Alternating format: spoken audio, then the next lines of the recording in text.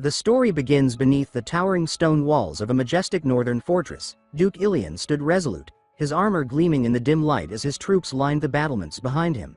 Known as the unyielding master of the northern borders, he now faced a threat greater than anything he had anticipated, an endless tide of the undead, their grotesque forms cloaked in a swirling, toxic fog that spread like disease across the battlefield. One of his men, eyes wide with fear, called out to him and pointed urgently. From the heart of the enemy ranks, a lone figure emerged. It was Dorian, the undead knight. A legend drenched in dread. He was a warrior so powerful that even 10 elite knights would hesitate to face him in mortal combat.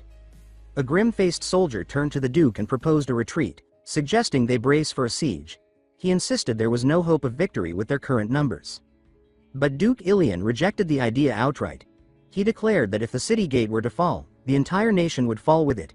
He emphasized that today, here and now, they must hold the line, regardless of the cost. Then, mid-sentence, the Duke faltered. His eyes widened. A blur of motion streaked across the field toward the undead ranks. A lone figure, charging with inhuman speed. The Duke stared, trying to grasp who this reckless warrior could be. Murmurs rose among the soldiers. Recognition dawned. It was Lord Urin Rox, scion of the southern Marquisate of Rox. One soldier noted that Urin fought with daggers. Another expressed disbelief, questioning how anyone, daggers or not, could hope to defeat Dorian. They muttered that it was suicide. But then, Urin struck.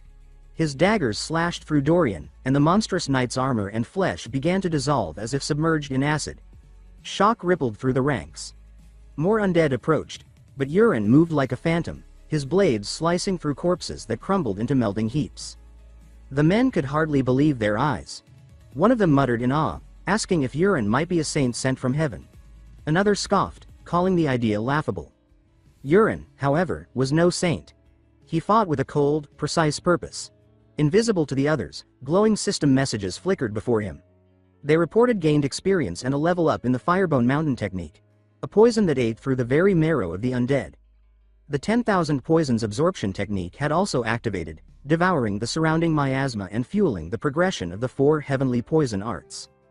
To himself, Urin declared that anything useful to his body would be his to claim. 6 months earlier, Urin had awakened in a lavishly decorated room, the softness of the bed beneath him unfamiliar. Confused, he scanned his surroundings. A beautiful woman stood beside him. She asked if he had awakened, her voice calm. He stared at her, captivated by her beauty and struck by her unusual clothing and the sword at her hip.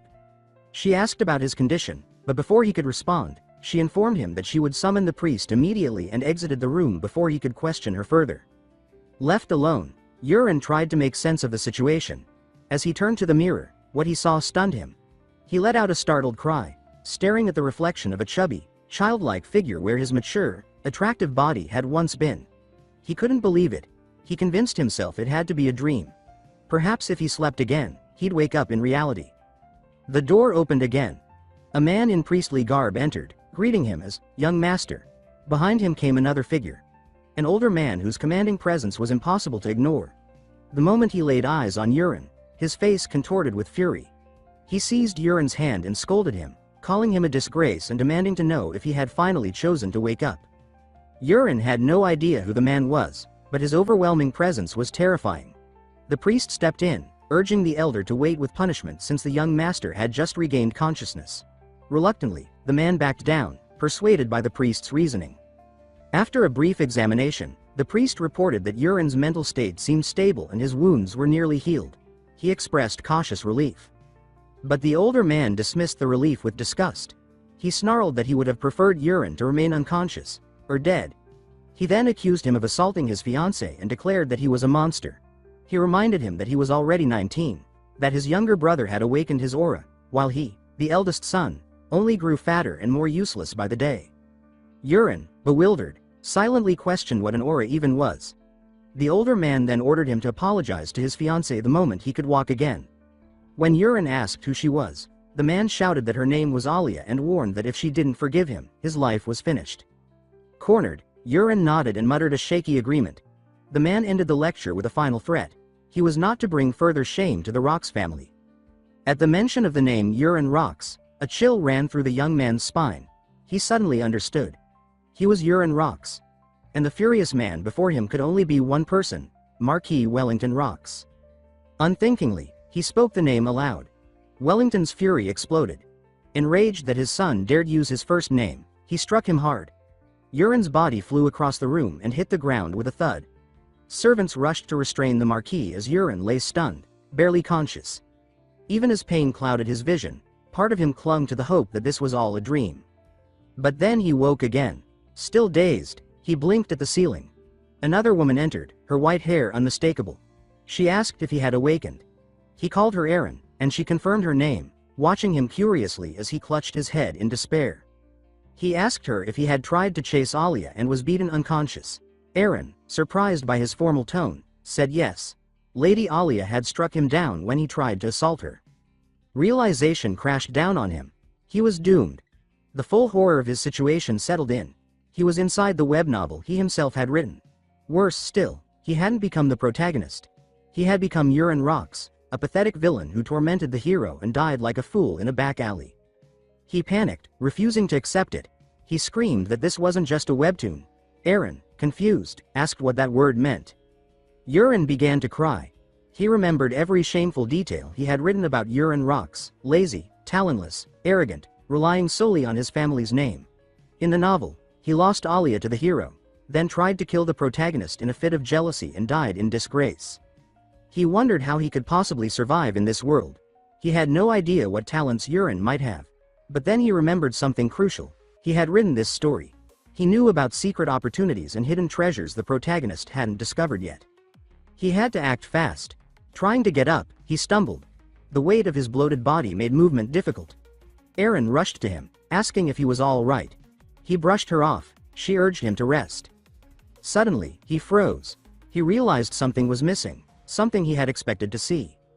Then, as if summoned by his will, a transparent window blinked into view before him. It hovered in the air, revealing information about Aaron. Her traits: Swift Sword Level 2, Clear Mind Level 1, Aura Adaptation Level 1. And below, a bar marked, Affection. Reading 0. Aaron asked what was wrong. He told her he was just acting weird for a moment and sent her away. She nodded and left. Alone again, he summoned the window once more. The Swift Sword trait confirmed what he already knew. Aaron was naturally gifted. He then looked closer at the affection meter, wondering if it functioned like the love meters in dating sims. At least it wasn't negative, he thought. That was progress. Pushing forward, he tried to summon his own status window. It appeared instantly. Name: Urin Rocks. Special condition: Morbid obesity traits. Creator's Eye Level 1. 4 Heavenly Poison Arts, locked. Synchronization rate: 99.9%. His eyes lingered on the 4 Heavenly Poison Arts. That was from one of his favorite stories, where a heroine used poisons and hidden weapons. It didn't belong in a medieval fantasy setting, yet here it was. One trait caught his attention in particular: Tang Clan of Sichuan, locked. He pondered how such a thing existed here, and what might happen if he could unlock it. Meanwhile, elsewhere in the estate, a servant named Aaron spoke with the Marquis. The Marquis asked if Urin had awakened. Aaron confirmed that he had, though she noted that he seemed off, physically and mentally. She added that he had stumbled when he tried to stand. The Marquis was surprised. The priest had said Urin's wounds weren't serious. He then asked if Aaron had noticed anything strange. He noted that Urin, who would normally throw a tantrum when told to apologize to Alia, had accepted it quietly this time. The Marquis insisted that this calmness was only temporary, that the old Urin would return soon and seek revenge. Aaron, however, said she hoped the young master would recover and improve with time. The Marquis scoffed at Aaron's optimism, dismissing her belief in Urin with a bitter laugh. He admitted that even he, as Urin's own father, had long given up hope. With dry sarcasm, he added that he pitied her for wasting her time, and that she would have been better off living freely as a knight rather than attaching herself to someone so hopeless. Aaron said nothing in return. She simply stood in silence, the weight of her master's life hanging in her thoughts. Still, she couldn't shake the feeling that something about the young master had changed, subtly, yet unmistakably. Meanwhile, Urin asked Aaron to take him to the training hall. He said he wanted to get some exercise. Aaron, startled by the unusual request, questioned his timing. But Urin insisted. As they walked together through the vast garden that separated the residence from the training grounds, Urin's mind remained focused. He considered the traits revealed by his new ability. The creator's eye let him read the stats of others, but the Tang clan of Sichuan trait remained locked. He guessed that his physical condition, specifically, his morbid obesity, might be the key obstacle. Exercise, he decided, was the first step. Yet, even walking proved difficult. The sprawling palace gardens, larger than several sports fields, left him breathless. He had never felt more aware of his body's weight dragging him down. With every servant they passed, he caught glimpses of their status windows. Affinity scores flashed in harsh red. Loathing, disgust, hatred. He couldn't blame them. The original Yuren had been cruel, arrogant, and lazy. The memory of who he used to be in this world filled him with quiet disgust. After what felt like an eternity of trudging, they finally reached the third training hall, one of the less used spaces. Inside, someone else was already training. The moment Yuren's eyes landed on him, a new window appeared. Affinity. -91 desire to kill. Hi, the man's name was Rika Alian. His trait read Swift Sword, level 1. Rika offered a mocking smile and asked why Yuren had come to train. His tone dripped with sarcasm. Yuren recognized him instantly and stiffened in response. He replied that of course he remembered Rika. Turning quickly to Aaron, Yuren whispered a question, asking what had happened between him and this man. Aaron, surprised, asked if he genuinely didn't remember. She explained that years ago, when the Marquis had forced Yuren to begin training, Yuren, furious and defiant, summoned Rika, who was then a trainee knight, and slashed his face with a sword while laughing. After that, the Marquis stopped trying to train him. Yuren was horrified. The memory was new to him, but it confirmed what he already suspected. The original Yuren had been a complete monster. Deciding that it was better to avoid unnecessary conflict, he asked Aaron if there was another training space he could use, somewhere more isolated. Aaron told him about the fourth hall, located far from the main building. It was poorly equipped and mostly just an empty field. To Yuren, it sounded perfect. He said that if he was going to lose weight, he'd do it properly, and asked her to take him there. When they arrived, Yuren immediately thought about the Tang clan of Sichuan. He recalled that they were masters of throwing knives and subtle assassination. In an attempt to awaken the trait, he grabbed a dagger and hurled it with force. Nothing happened. Disappointed, he gave a strained laugh and claimed he was just throwing for fun. He figured he needed to improve his stamina first. Aaron suggested he start with some light running. Yuren replied that he would train alone and told her to go ahead and focus on her own exercises. And so he began to run. Elsewhere, the Marquis stood at a window, watching in stunned silence. He could hardly believe his son had not only come to the training hall but had actually started exercising. He questioned how long such strange motivation could last. 3 weeks passed. To everyone's astonishment, Yuren didn't miss a single day of training. He pushed himself every morning and night. His weight dropped steadily, and his appearance began to change. The Marquis, upon seeing him, remarked that such determination was only fitting of his son. He studied Yuren closely. Without the layers of fat, his son had become handsome. For the first time in years, the Marquis wondered if his son was finally maturing. In his room, Yuren stood before the mirror, examining the changes in his body. His progress was undeniable. Yet the Tang clan of Sichuan trait remained locked. He decided to give himself one more month. If that didn't work, he would have no choice but to steal the protagonist's fated encounter. Just then, Aaron entered with his evening meal. A system window appeared the moment the lid came off the bowl. Sharon's soup, a traditional Rox family dish that promotes fat burning and muscle growth, customarily eaten after training. Yuren scowled at the familiar sight. Aaron noticed and asked if he was tired of it. He admitted that eating the same soup for 3 weeks straight had worn him down. Aaron's demeanor grew stern. She asked him whether his goal was simply to slim down or to become a knight. Yuren answered with enthusiasm, declaring that he intended to become a knight. Aaron scolded him, reminding him that even the Marquis himself consumed Sharon's soup after every training session. As the heir of the Rox family, he had no right to complain. Yuren muttered in agreement and began eating, telling himself that the tradition was outdated, but worth enduring if it helped him transform. Midway through the meal, he paused. The taste was different. Before he could question it further, a system message flashed. Warning. Poison ingested. He froze, but almost instantly, another message followed. Condition met. Tang clan of Sichuan unlocked. Stunned, he stared at the screen. He hadn't expected this. Unlocking the trait through poisoned food. It made sense in a twisted way. He had just stepped into the legacy of an assassin clan known for thriving under poison. Elsewhere in the manor, the Marquis was still pondering his son's transformation. He found himself repeating what he had already admitted. Yurin had indeed grown handsome, but had he truly matured? A knock interrupted his thoughts. Someone asked for permission to enter, and he allowed it. His second wife, Kenna, stepped inside carrying a tray with tea. She asked what he was staring at so intently. The Marquis replied that he had simply been admiring the beauty of the garden. Kenna smiled, clearly pleased. She said that she had personally taken care of the garden, and the Marquis complimented her skill without hesitation. As the Marquis sat in quiet conversation with his wife Kenna, she shifted the topic with casual precision, asking when he intended to officially name Colin as his heir. She reminded him that he had previously promised to make the announcement by the end of the month and that, now that everything had been decided, it would be best to expedite the process. Her tone was gentle, but her words held weight.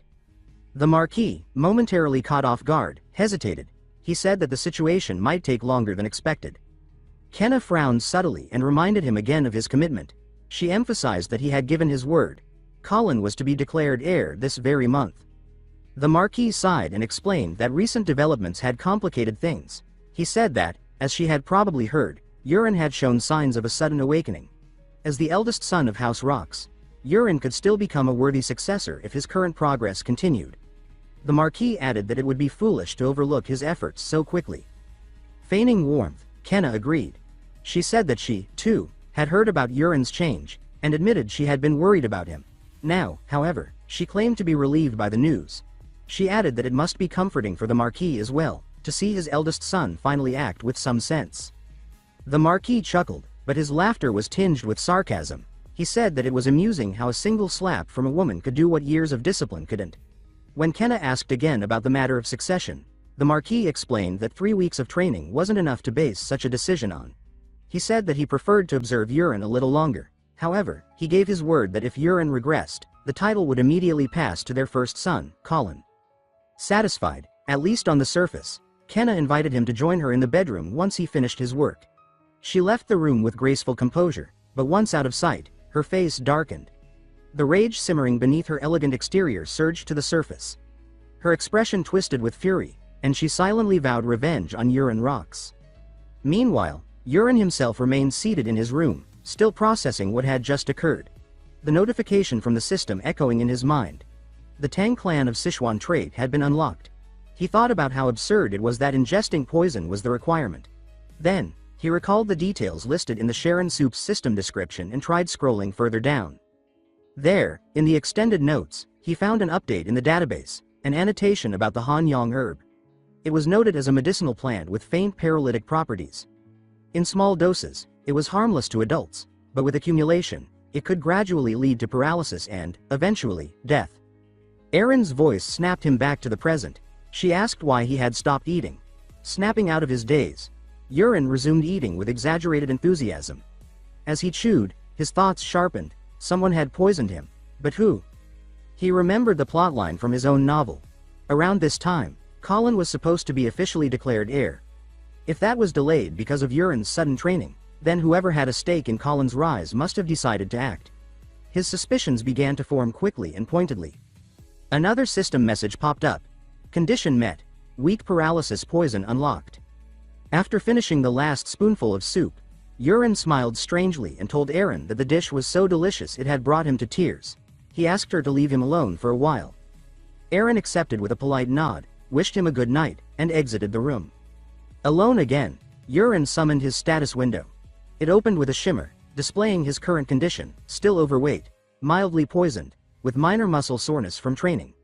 His traits and synchronization rate remained visible, but now, by focusing like he would in a VR game, he realized he could pull up deeper layers of information.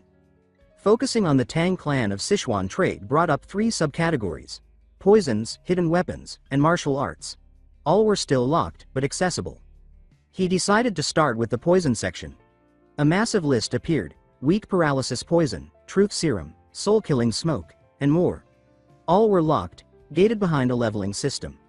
To unlock even the weakest poison, he learned, he needed to activate an internal technique. It made sense. The Tang clan's mastery depended on channeling internal energy to control poison. He backed out of the poison list and opened the martial arts tab to search for an internal cultivation method. Several were listed: dark poison arts, thunder needle arts, and 10,000 divine poisons energy. A warning flashed. only one internal technique could be chosen.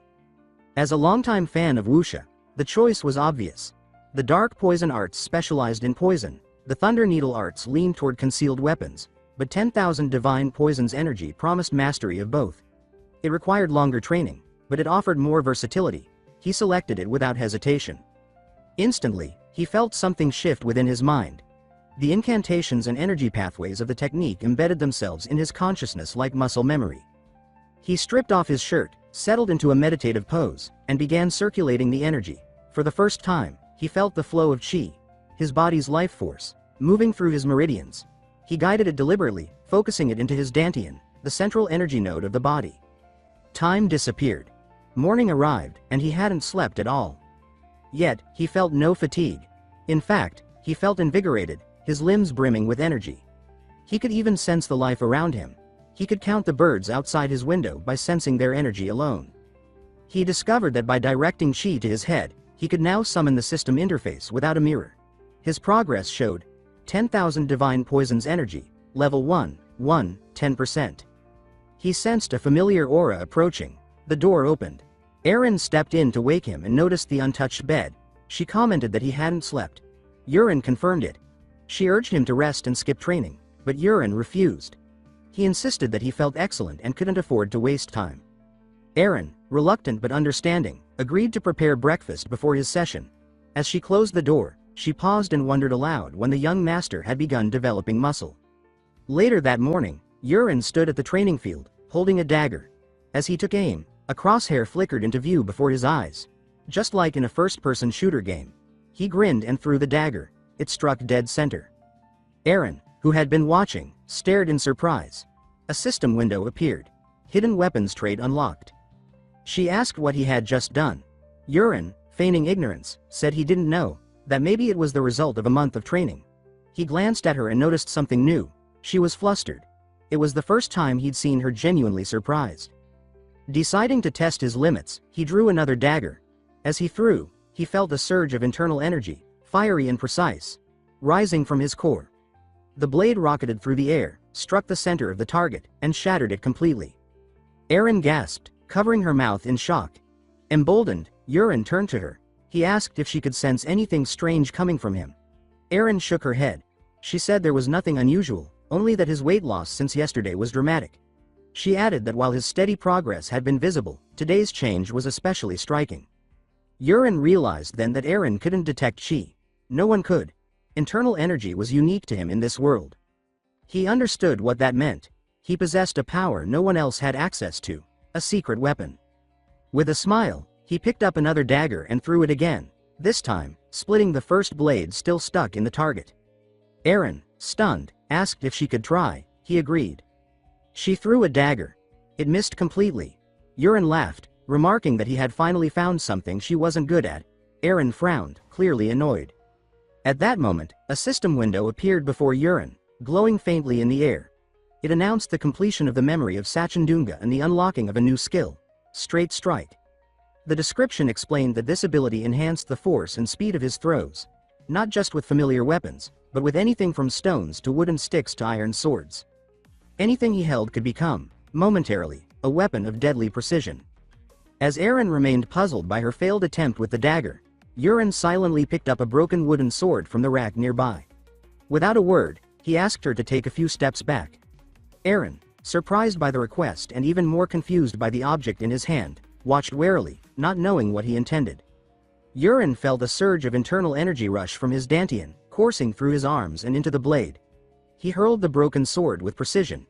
It shot forward like a cannonball, piercing the center of the target with a crack and shattering the wooden frame completely. Erin stood frozen, eyes wide with disbelief. She screamed out in shock, demanding to know what kind of power she had just witnessed. Yurin shrugged, masking his triumph with false modesty. He said perhaps it was just the power of good practice. Erin immediately rejected the explanation. She insisted that what she had seen defied everything she knew.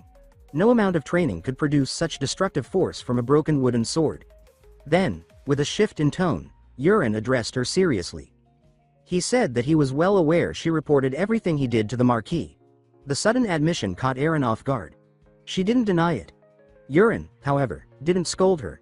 Instead, he asked for a favor. That she keep what she just saw a secret for the time being.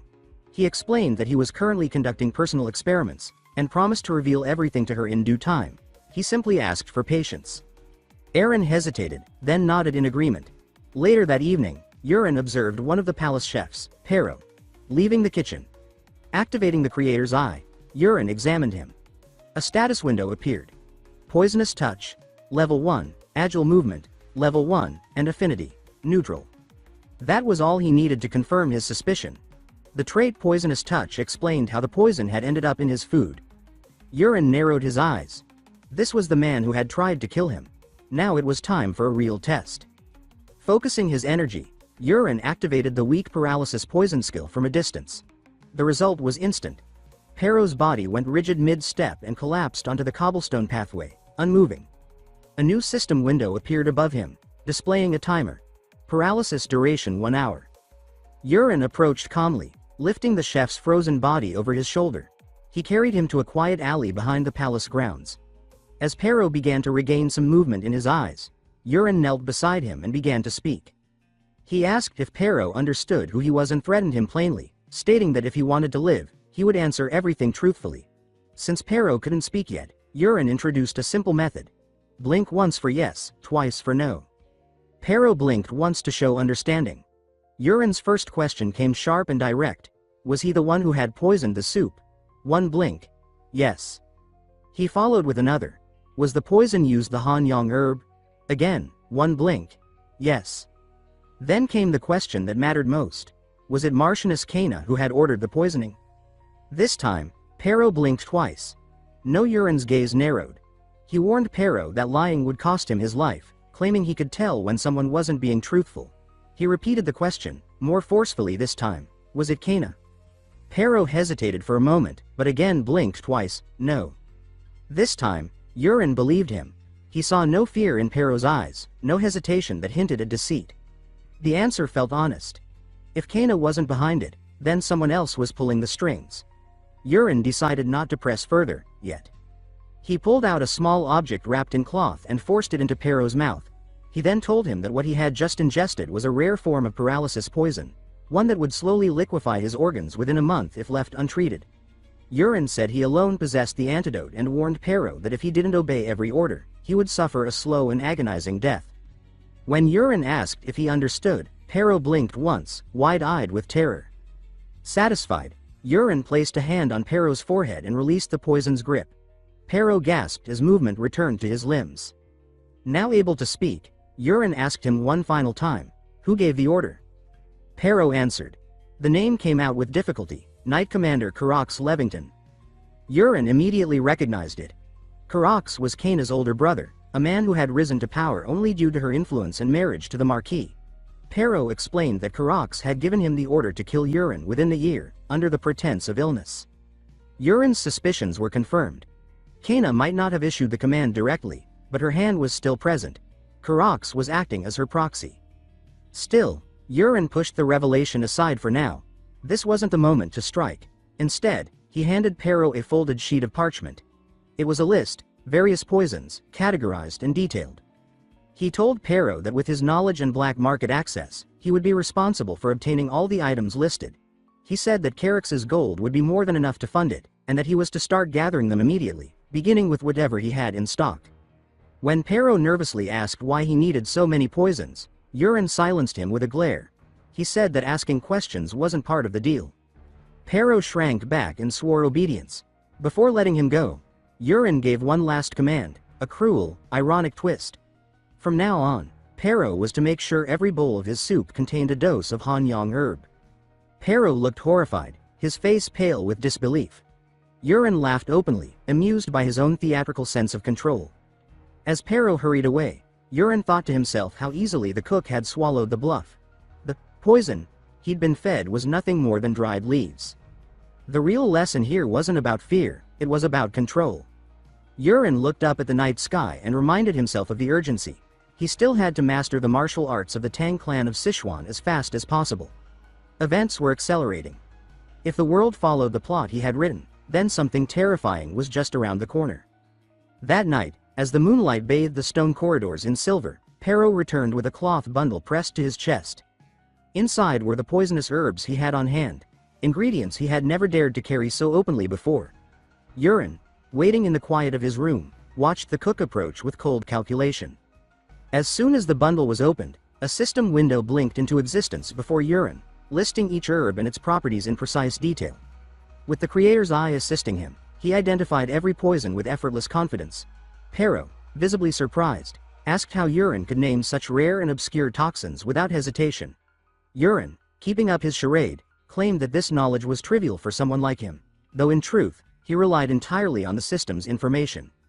Curious, Yuren asked why Pero had even carried multiple poisons when the Han Yang herb alone should have been enough to kill him. Pero explained that the herb's effect was too slow and that the body could build resistance over time. By mixing it with Yakrakba, the potency became deadlier and more difficult to detect. Yuren immediately grasped the implication. Combining poisons wasn't just about lethality. It was about precision, control, and unpredictability. When Yuren inquired how Pero knew so much, the cook's face darkened. He revealed that at the age of 8, he had been sold to the Levington family and raised under the brutal tutelage of a poison master. There had been 20 children, he said, but only he survived. Yuren noted the restrained bitterness in his tone and realized something useful. Pero bore a deep grudge against the Levingtons. That made him not only knowledgeable, but manipulable.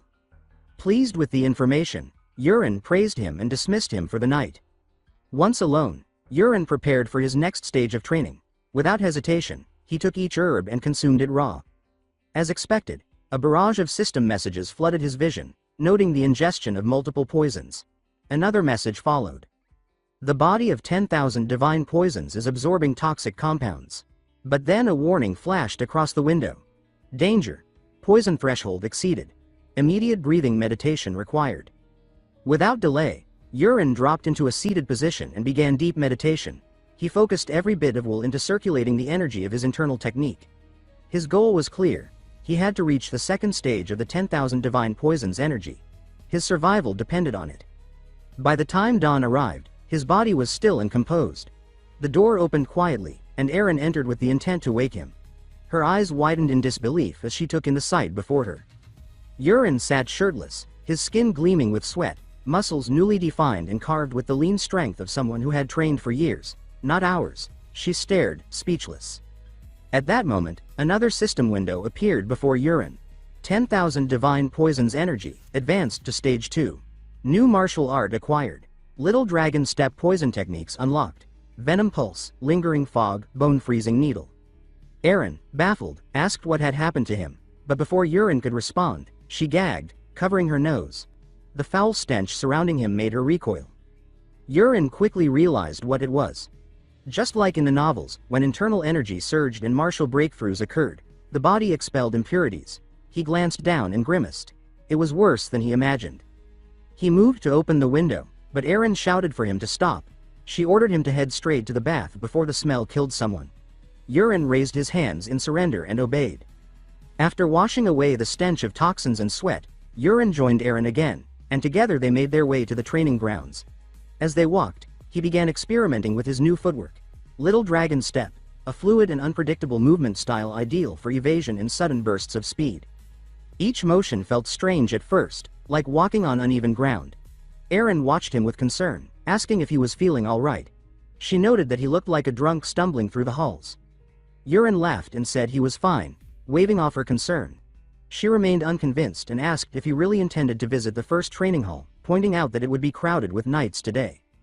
Yuren nodded. He explained that he simply wanted to observe how the knights trained.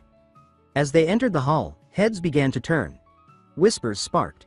Some recognized Erin, the young master's attendant. But when their eyes landed on Yuren, confusion flickered across their faces. They stared at him, slimmer, taller, refined, and tried to place the face. One knight hesitantly recalled the rumors about the young master's sudden weight loss. Another gasped, putting the pieces together. Disbelief spread. Just a month ago, Yuren had been a bloated embarrassment. Now, he looked like a completely different man. They whispered about sorcery, hidden potions, divine blessings. Yuren, with his enhanced senses, heard every word. Amused, he scanned the crowd and spotted a young knight practicing with disciplined grace. The technique was familiar, textbook Rock's family sword stances. Aaron leaned in and confirmed that what the knight was practicing was the foundational form taught to all knights of the household. She advised Aaron to watch closely. And then he realized who the knight was, Cried, one of the main characters in the novel he had written. In the original story, Cried would go on to become a loyal ally of the protagonist. Aaron hadn't described Cried's early days in the story, so it surprised him to find him already here, training diligently. He made a mental note, Cried might prove valuable later. Turning back to the rest of the knights, Aaron activated Creator's Eye. Their affinity ratings flashed before him. Hostility, disgust, contempt, and even one with murderous intent. Perfect, he thought. A testing ground. He decided to try out lingering poison, a slow-acting toxin that spread through the lungs before attacking the organs. He chose one of the knights at random and activated the skill, directing a subtle flow of energy toward the man. Moments later, the knight dropped to his knees, clutching his chest in agony. Panic spread. His comrades rushed to him, some shouting for a priest. He writhed in pain for seconds that felt like minutes, then suddenly stood, perfectly fine. The pain had vanished. Confused and angry, the others accused him of faking it. Some mocked him. Others scolded him for causing a scene. The afflicted knight couldn't explain what had just happened. Aaron, watching from a distance, smiled to himself. The poison had worked, and more importantly, it had passed undetected. After the success of his first test, Aaron decided it was time to push further. He selected a more complex and volatile poison from his newly unlocked arsenal. Soul-killing smoke. This particular poison induced intense hallucinations within a targeted range, causing disorientation, fear, and in some cases, full psychological collapse. With the knights still bickering and unaware of his intent, he activated the technique. Almost immediately, one of the knights jerked backward, eyes wide in panic. He screamed that a monster was attacking him.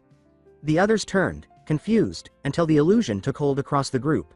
One by one, they began to shout and recoil in terror. Aaron watched from the side, bewildered. She couldn't understand what had triggered the sudden chaos. The knights stumbled, fell, and flailed across the training ground, some swinging their swords at invisible enemies, others backing into walls or curling up on the ground. Each one saw something different: savage beasts, demons, walking skeletons. And each of them was utterly consumed by fear. For several moments, the training ground descended into madness. Eventually, the poison's effect began to fade. The knights blinked, looked around, and realized that nothing was there. Confusion swept through them. They glanced at one another, breathing hard, and tried to make sense of what had just happened.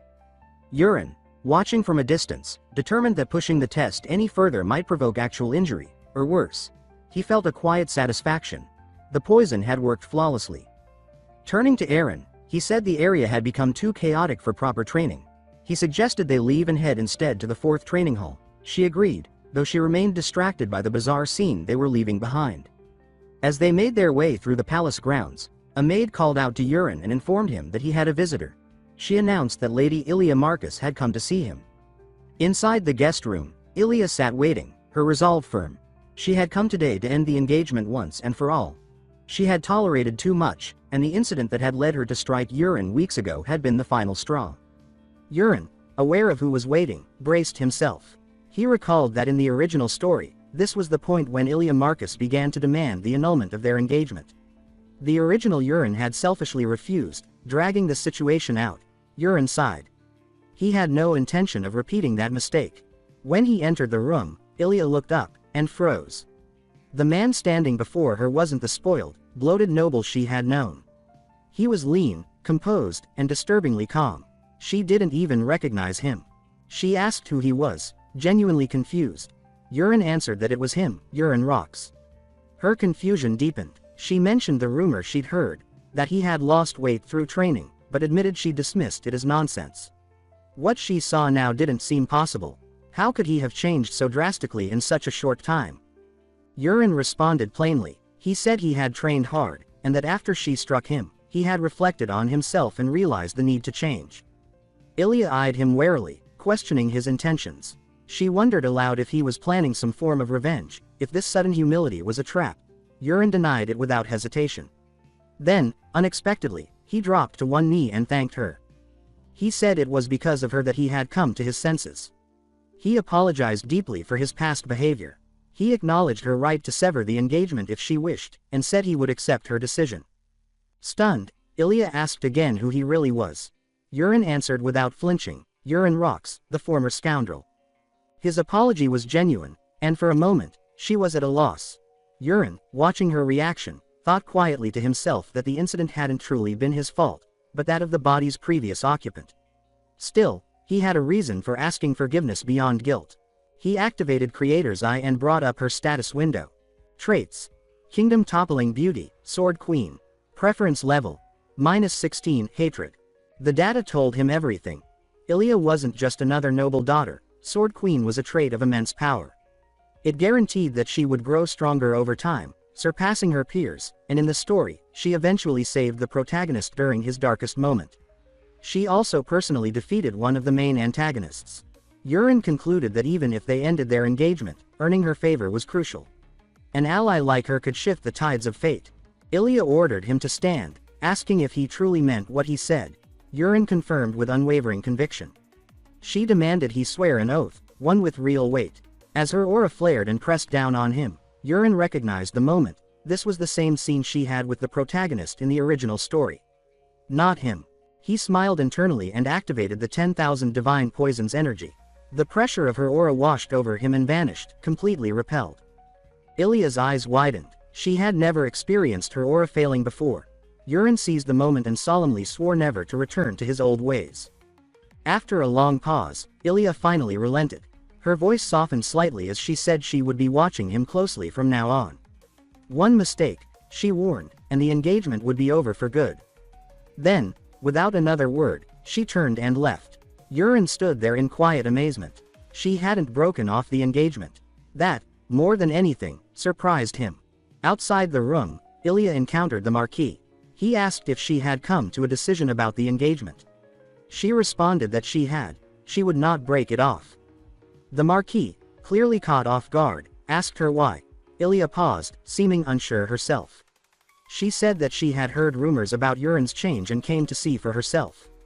At first, she thought maybe he'd simply reverted to the quiet, soft-hearted boy he'd been in childhood. But the man she met today wasn't the child she remembered. He was someone new, someone stronger. And for now, she said, she would trust that man. The Marquis asked if she was certain.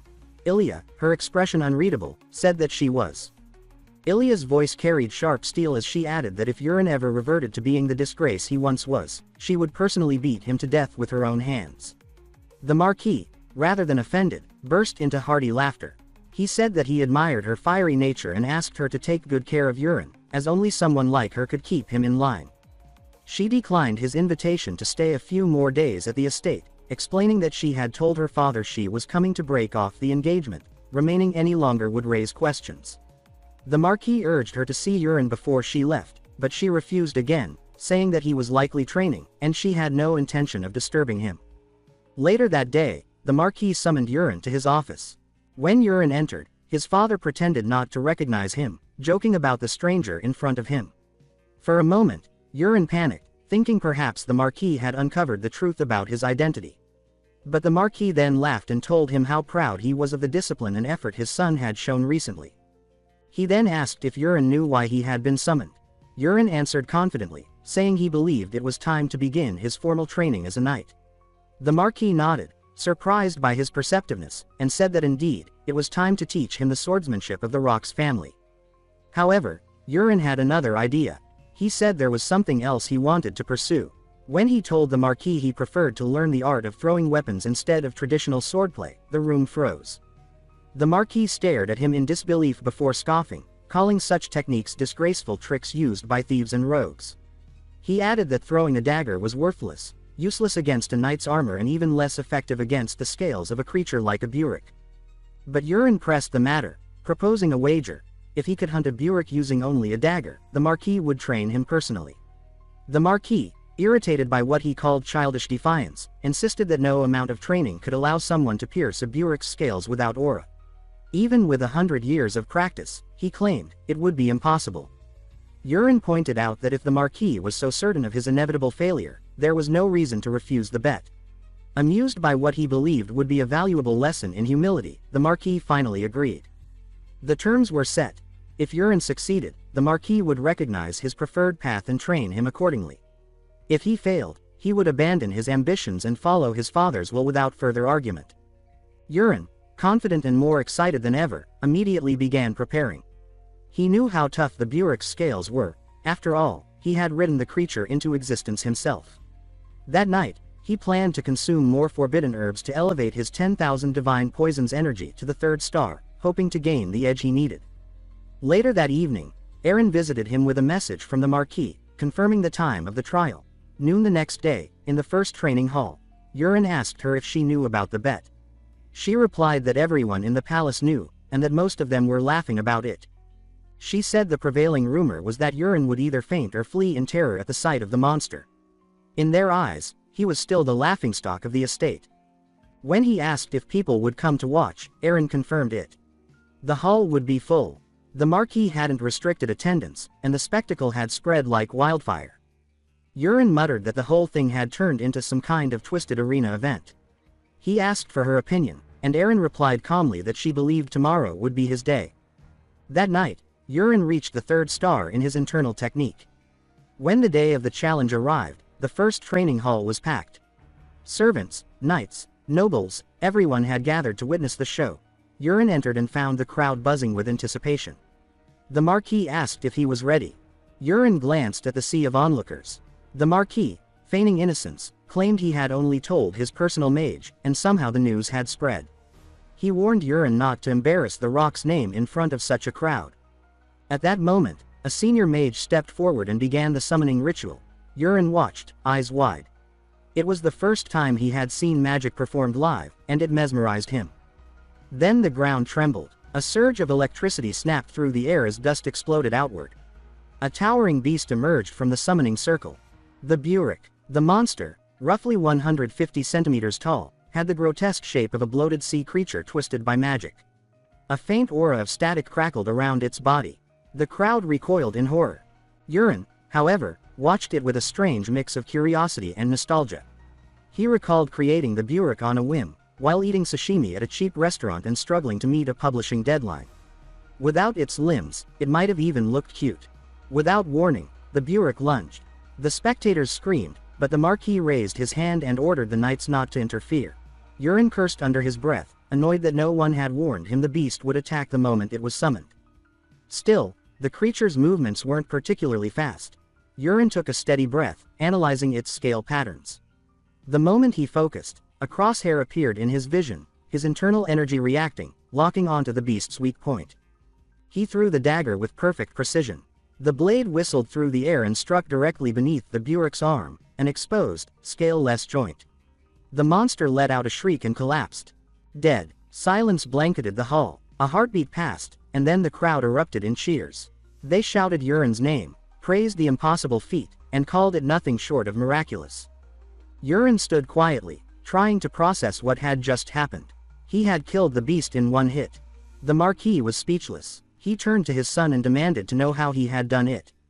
Yurin simply said that he had aimed well and hit the right spot. The Marquis refused to believe it. He said it made no sense. A Burik couldn't die from a single dagger throw, its scales were too thick. Yurin smiled slyly, raising his voice just enough for the entire crowd to hear. He reminded everyone of the terms of the bet, and that a great Marquis like his father would surely not go back on his word.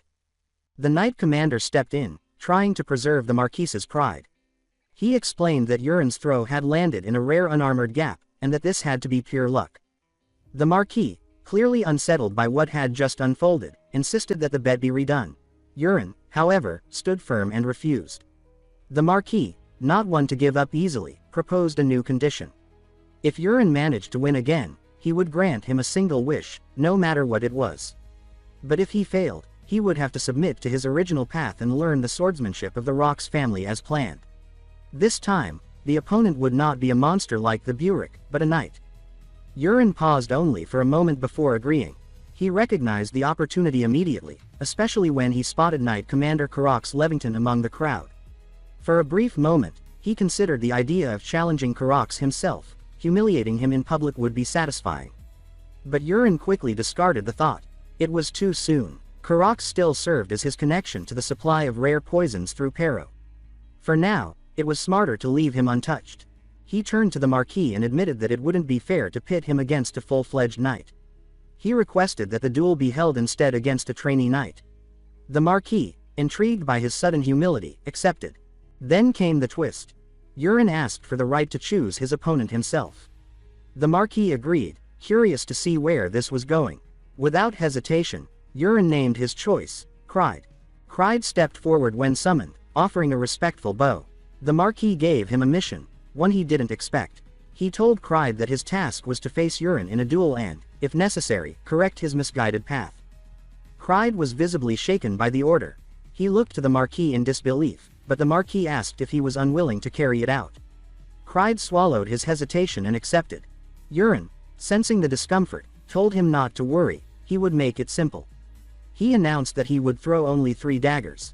If Cried could block all 3, Yurin would concede defeat. The declaration sent a ripple through the crowd. The Marquee was visibly irritated, interpreting it as arrogance. He urged Cried to teach his son a lesson. The audience joined in, roaring with excitement. Some shouted that if Cried lost, he'd go without meals for a week. Others made jokes about what punishments awaited him if he failed. The energy in the hall crackled with tension. Amidst the noise, a soft voice from the crowd wished Yurin good luck. He smiled faintly, encouraged. As the duel began, Yurin activated Creator's Eye, locking his sights on Cried. Unlike the Burek, Cried's body displayed multiple vital points. Every mark was potentially lethal. Yurin, unwilling to inflict real harm, decided to aim for the sword. With a deep breath, he threw the first dagger. It struck Cried's blade with such force that the clash echoed like a cannon blast across the hall. Cried was pushed back, barely maintaining balance. The impact alone cracked his sword. The Marquee blinked, stunned. The sheer power that had come from a simple dagger was unlike anything he'd seen. Yurin told Cried that this strike was only a warning, proof that underestimating him was a mistake. Then, with calm composure, he announced that the second throw would carry his full strength. He activated Straight Strike, focused his energy, and hurled the second dagger. Cried braced himself. He raised his sword in defense, but as the blade met the dagger, it shattered under the pressure. The force dropped Cried to his knees. The weapon clattered to the ground beside him, broken. The hall fell into silence once again.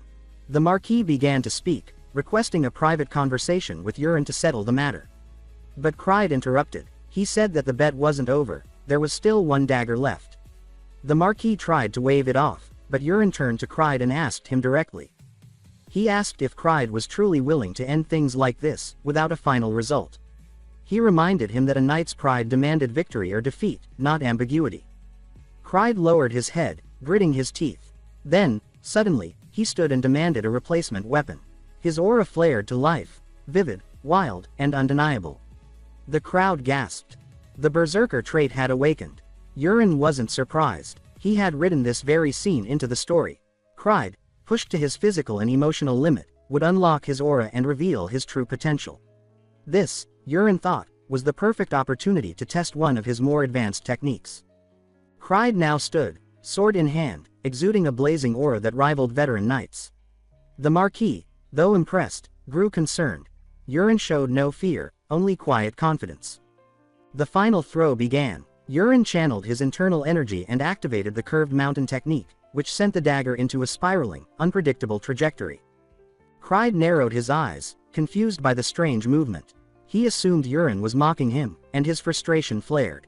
He slashed at the dagger with all his might, but the weapon veered midair, swerving past his blade and striking him cleanly in the shoulder. Cried roared in pain. The crowd, unable to comprehend what had happened, watched in silence. Some murmured that the dagger looked slow, wondering why Cried reacted so strongly. But Yurin knew the truth. He had infused more internal energy into this throw than the previous 2. The pain Cried felt was real and deep. Before the situation could escalate further, the Marquee stepped forward, raising his hand. He declared the match over and acknowledged Yurin's victory. He said they would speak privately, later. After the duel, as the commotion settled, Yurin approached Cried, who was still kneeling and clutching his injured shoulder. Without a word, Yurin placed a hand over the wound and activated the internal energy absorption technique. In moments, Cried's pain vanished completely. Startled, he looked up at Yurin and thanked him warmly, his voice filled with genuine gratitude.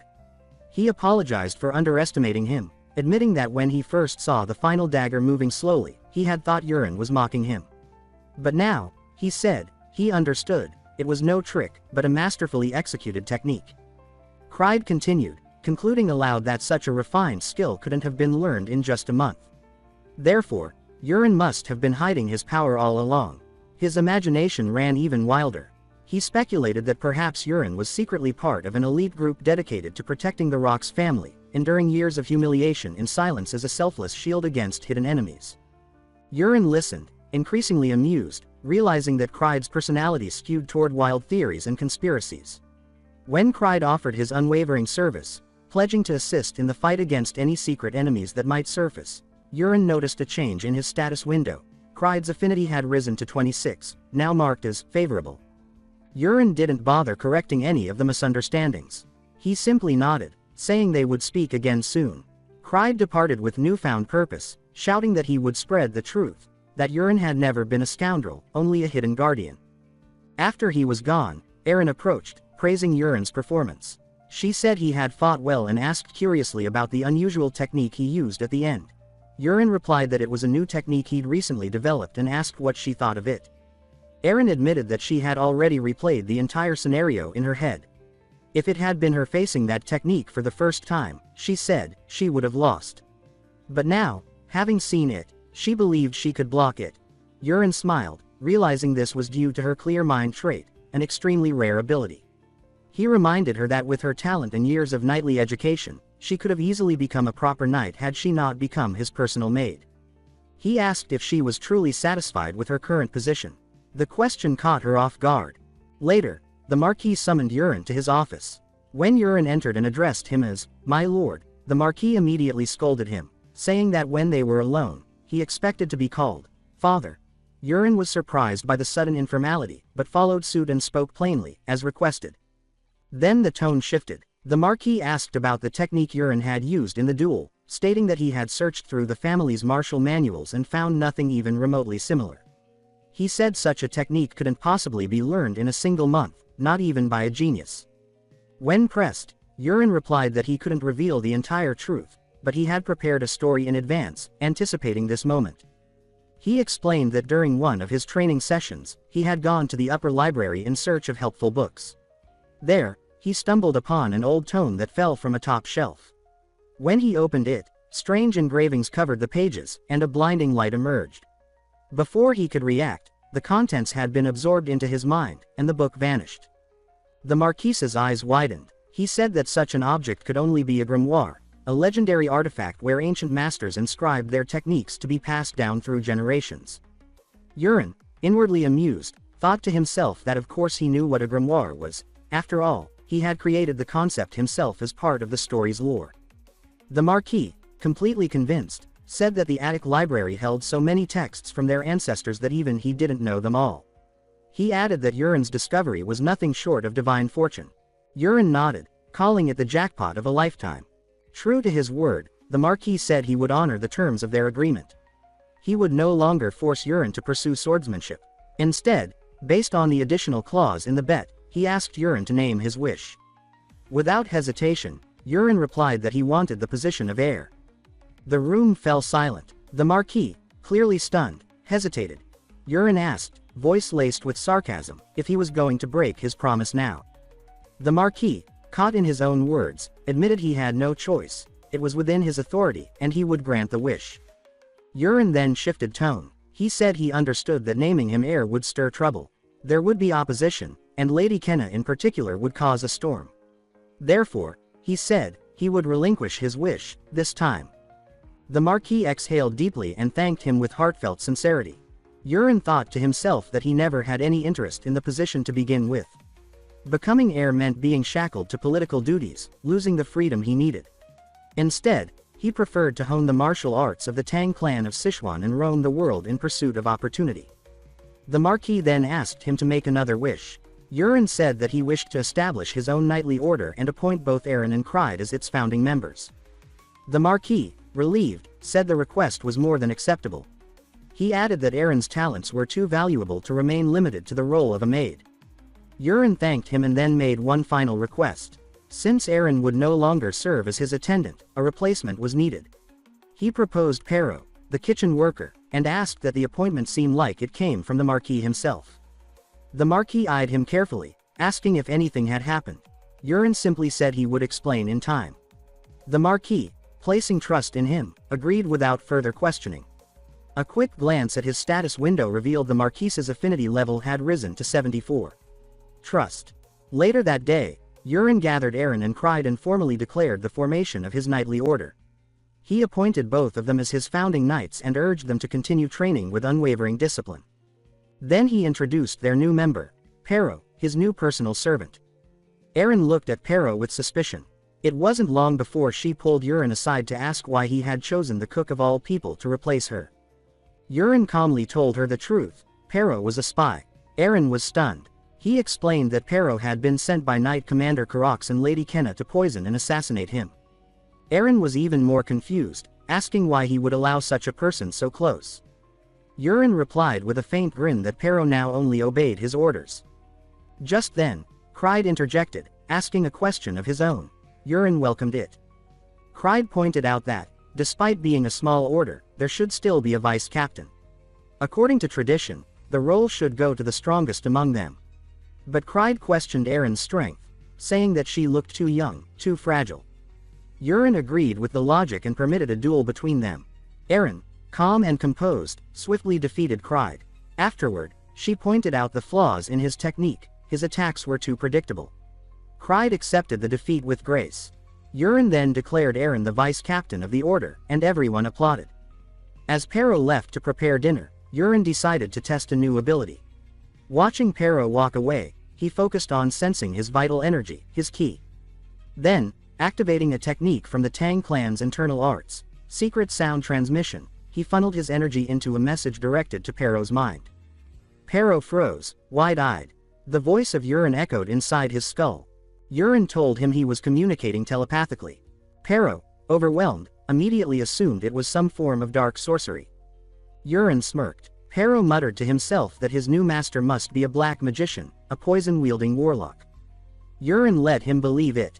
He saw no reason to correct a misunderstanding that only deepened his control. Yurin asks whether the poison he requested is prepared. Pero answers that he'd only just managed to prepare Snake's mind, an extract from 100 venomous snakes. Yurin instructs him to liberally dose both the chair and the soup he will consume. Pero, visibly anxious, hurries to carry out the order. That night, while meditating, Yurin realizes that his internal energy progress has stalled since reaching the 3rd star. With the realization that a global crisis looms, he decides that it's time to leave the Marquisate and seek opportunities to develop his power. He informs his father of his intention to travel. The Marquis, assuming he meant the neighboring village, grants permission. Yurin, hiding his true plans to journey farther, asks for a week's leave. The Marquis, noting his tireless efforts in training, approves the request and asks how many guards he needs. Anticipating reluctance, Yurin initially says he needs no escort, which shocks the Marquis. Reminded that he is heir, Yurin backtracks and says he's only going to the nearest village. The Marquis warns him of how perilous the world is, especially with poisoning, which Yurin internally scoffs at. Realizing he must comply, he reluctantly agrees to take a guard. He sets his departure in 2 days, and the Marquis promises to arrange the escort. That evening, Yurin decides to slip away earlier. He summons Pero, who hesitantly arrives. Yurin asks for money, reminding him of the funds Karox provided for feeding snakes. Pero, frightened but obedient, hands over the gold immediately. Yurin also asks for the partial space bag he glimpsed when Pero handled poisonous herbs, a magical storage sack. Pero, puzzled, agrees to lend it. Yurin gives Pero a fake antidote, actually nothing but dried leaves, said to last a month. He tells Pero that he appreciates his help and that he'll rely on him from now on, promising a genuine cure soon. At dawn, Yurin slips out of the palace, leaving a note behind. He walks through the silent garden and encounters an old gardener, greeting him politely. He senses a powerful aura radiating from the man but chooses to ignore it for now. Crossing into the wild for the first time, Yurin heads to the neighboring village's magic tower. At the reception, he requests to use teleportation. The attendant asks if he's used it before. Yurin says no. When asked for his destination, he names Os Castle. The attendant warns that it's a far journey, and the cost is 50 gold pieces. Yurin pays the steep fee and registers under the alias, Polian, a handle from his online gaming days. He is led to the teleportation chamber. After a short wait, a voice announces his arrival. Stepping out, Yurin finds himself in Oz Castle's magic tower, greeted by a local attendant. Yurin is surprised by the lack of discomfort. Despite feeling a strange twisting, the attendant proudly explains that the comfort of teleportation is their tower's hallmark. Once outside, Yurin observes the distinct Western architecture and the bustling crowds of Oz Castle. He searches through the blacksmith alley for the unicorn workshop until dusk. In a final alley, he meets a blacksmith working late. Yurin asks if he knows of a unicorn workshop. The smith replies that while no such shop exists, he intends to name his own smithy that soon. Yurin realizes he's found the right person. Activating Creator's Eye, Yurin inspects the smith. A status window reveals name, Garanox, traits, wargear crafting, fire affinity, and others. Yurin asks to see his weapons, and Garanox invites him inside. In the workshop, Garanox confides that business has been slow. His secluded location and perceived lack of skill turn customers away. Yurin examines the weapons on display, then scans them with Creator's Eye. Among them are 3 wind spirit swords, each blessed by Sylph, granting increased speed, agility, and movement, and the Great Flame Spirit Sword, blessed by Salamander, boosting strength, stamina, and resilience. Yurin asks if Garanox crafted them. The smith admits he did, but dismisses them as failures, claiming they became too heavy, even for strong individuals, to lift, which is why no one buys them. Yurin, inwardly excited, thinks these swords aren't failures, they've simply yet to meet a worthy wielder who could unleash their potential. He decides to purchase them, imagining they'd suit Aran, or perhaps Aran, perfectly. But he realizes they're not the treasure he's truly seeking. He asks Garanox if he might have any severely rusted weapons instead, intent still gathering the perfect piece for his journey. But to Yurin, fate had guided him precisely where he needed. Among the junk, he found the weapon he was looking for. Garanox offered the entire pile, for just 2 gold pieces. Yurin knew its true worth exceeded 200. In a bold move, Yurin offered Garanox a chance to close his failing shop and become his personal blacksmith. Garanox was stunned. Yurin introduced himself properly. Yurin Rocks of House Rocks, the South's invincible spear. Garanox fell to his knees, overwhelmed by the honor of such a visitor. Yurin had to ask him to rise, but Garanox remained kneeling, humbly awaiting instruction. He asked why someone of Yurin's stature would seek a poor blacksmith. Yurin explained that Garanox's craftsmanship, especially the meticulous sword hilts, spoke of genuine skill and sincerity. He predicted Garanox would awaken a special talent one day, and though he himself wondered if he had made that up on the spot, it worked. Garanox agreed to follow him. He admitted Yurin was nothing like the rumor of a delinquent he'd heard. To seal it, Yurin pulled the rusted dagger. He uttered awaken, and the weapon transformed into a radiant legendary blade, Agnes, the vestige of many forms. Yurin reflected that, in his story, the original hero was destined to claim it. A system window then appeared, asking whether to formalize a spiritual contract with Agnes. Yurin accepted. A flash, a shift, and then a voice reverberated inside his head. Mage Agnes, not a sweet tone as he'd envisioned, but brusque and dismissive. She scolded him for having no talent. He lacked mana, so how could he bind her? She mocked his claim to have learned the awakening words from the Great Prophet, a detail he'd concocted for consistency in his story. Yurin calmly explained that he was the author, and knew the weapon's true nature. It could split into 2 forms, adapting to any wielded shape. She was supposedly bound to come back when a sub-body was lost. To that, Agnes snarled that knowledge alone meant nothing. Without mana, the contract was meaningless. Annoyed by her arrogance, Yurin forced her into a ring using his internal energy, ignoring her cries of pain. Agnes shrieked as warm chi surged through her form, experiencing the power she'd underestimated. Yurin had just confirmed a critical breakthrough. Martial energy could substitute for mana to wield Agnes's abilities.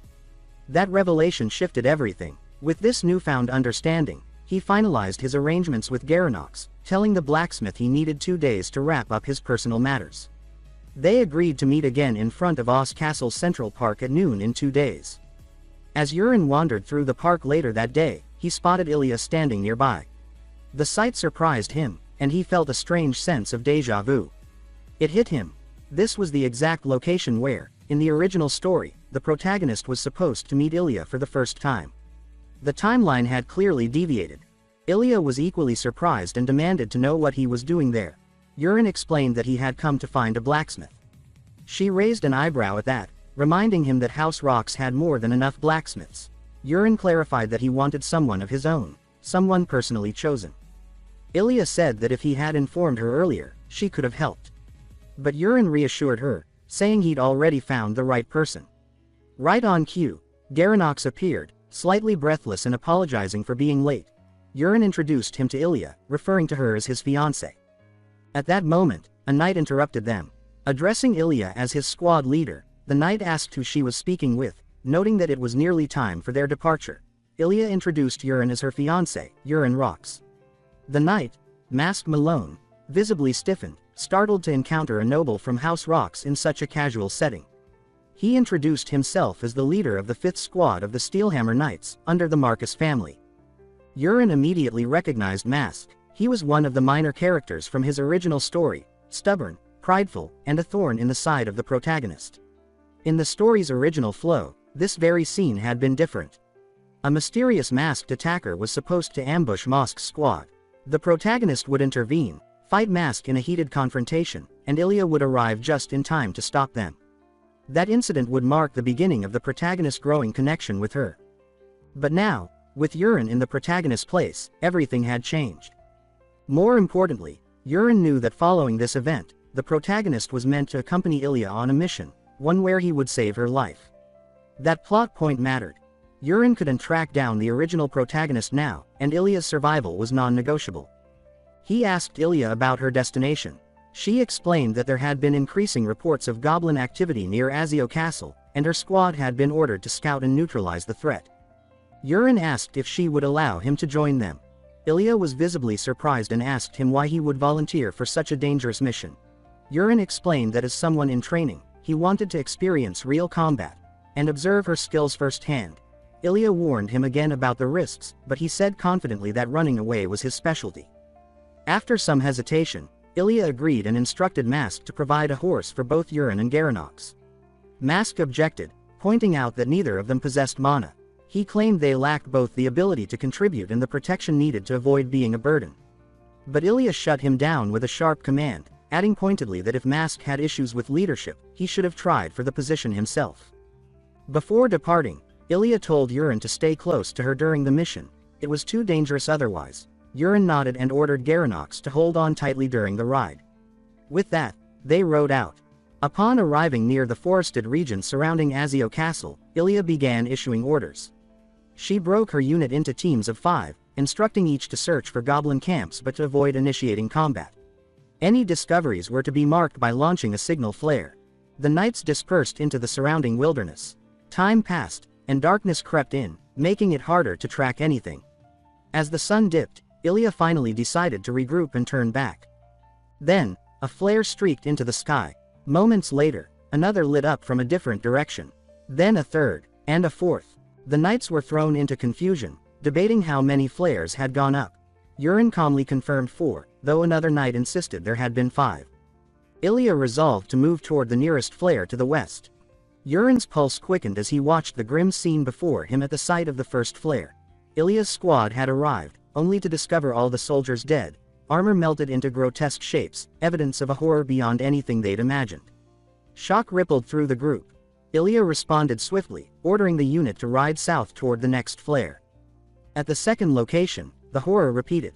More bodies, the same melted armor. One knight urged the captain to press on. Time was slipping away. Urin couldn't stay silent any longer. He jolted forward, his voice loud and urgent. The goblins were hunting them in fragmented groups, wearing them down one by one. If they continued piecemeal, no one would survive.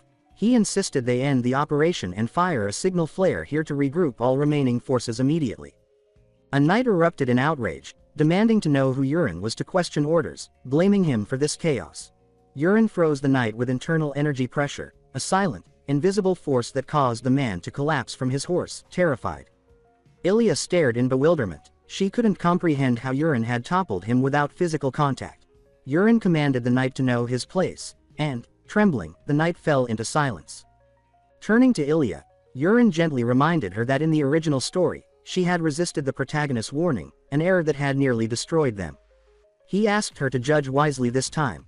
Ilya looked around, taking in the corpses and the scattered forces, and nodded. She ordered the blue flare ignited instantly. Moments later, multiple knights responded. Lights flickered in the darkness as scattered forces began converging.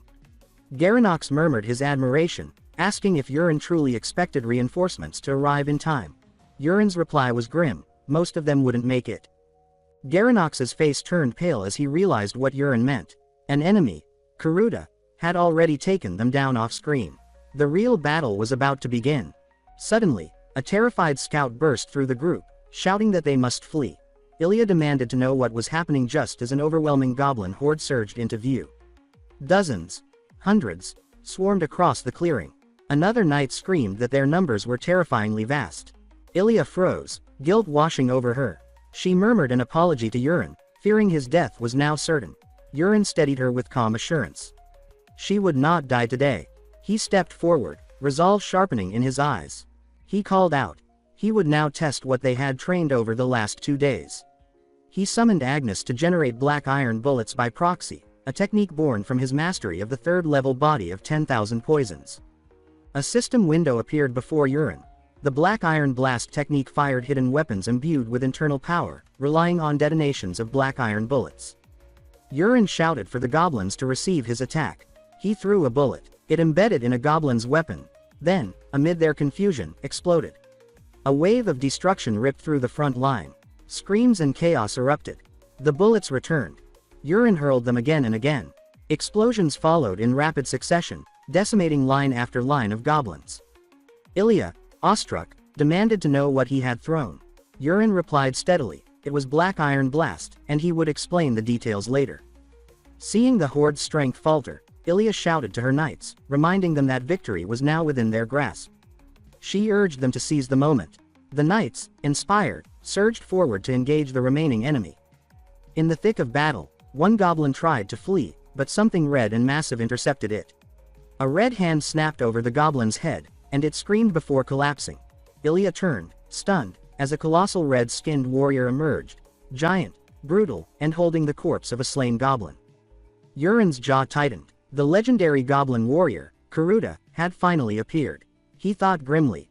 Failure was not an option. If they could not defeat Karuta today, none of them would survive. The real fight had begun.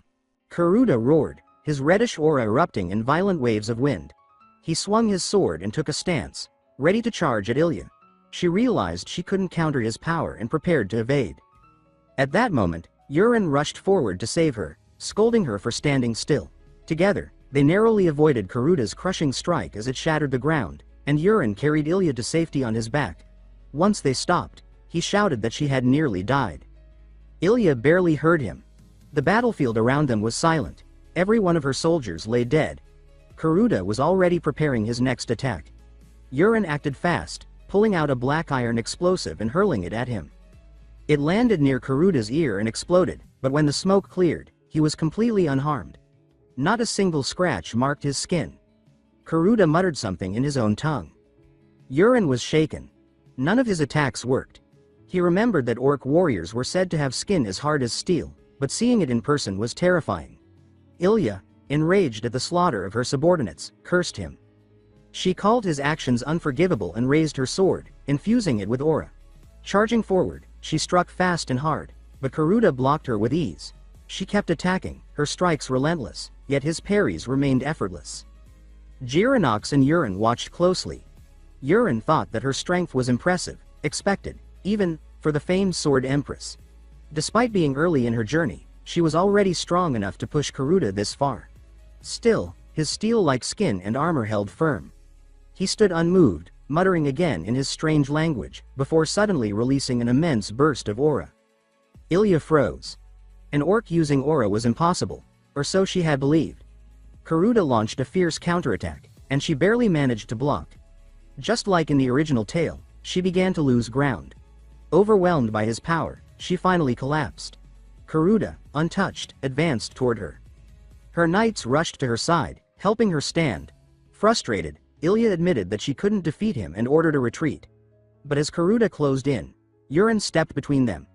Karuta spoke again in his language. but Yurin ignored him and drew a dagger, throwing it with all his strength.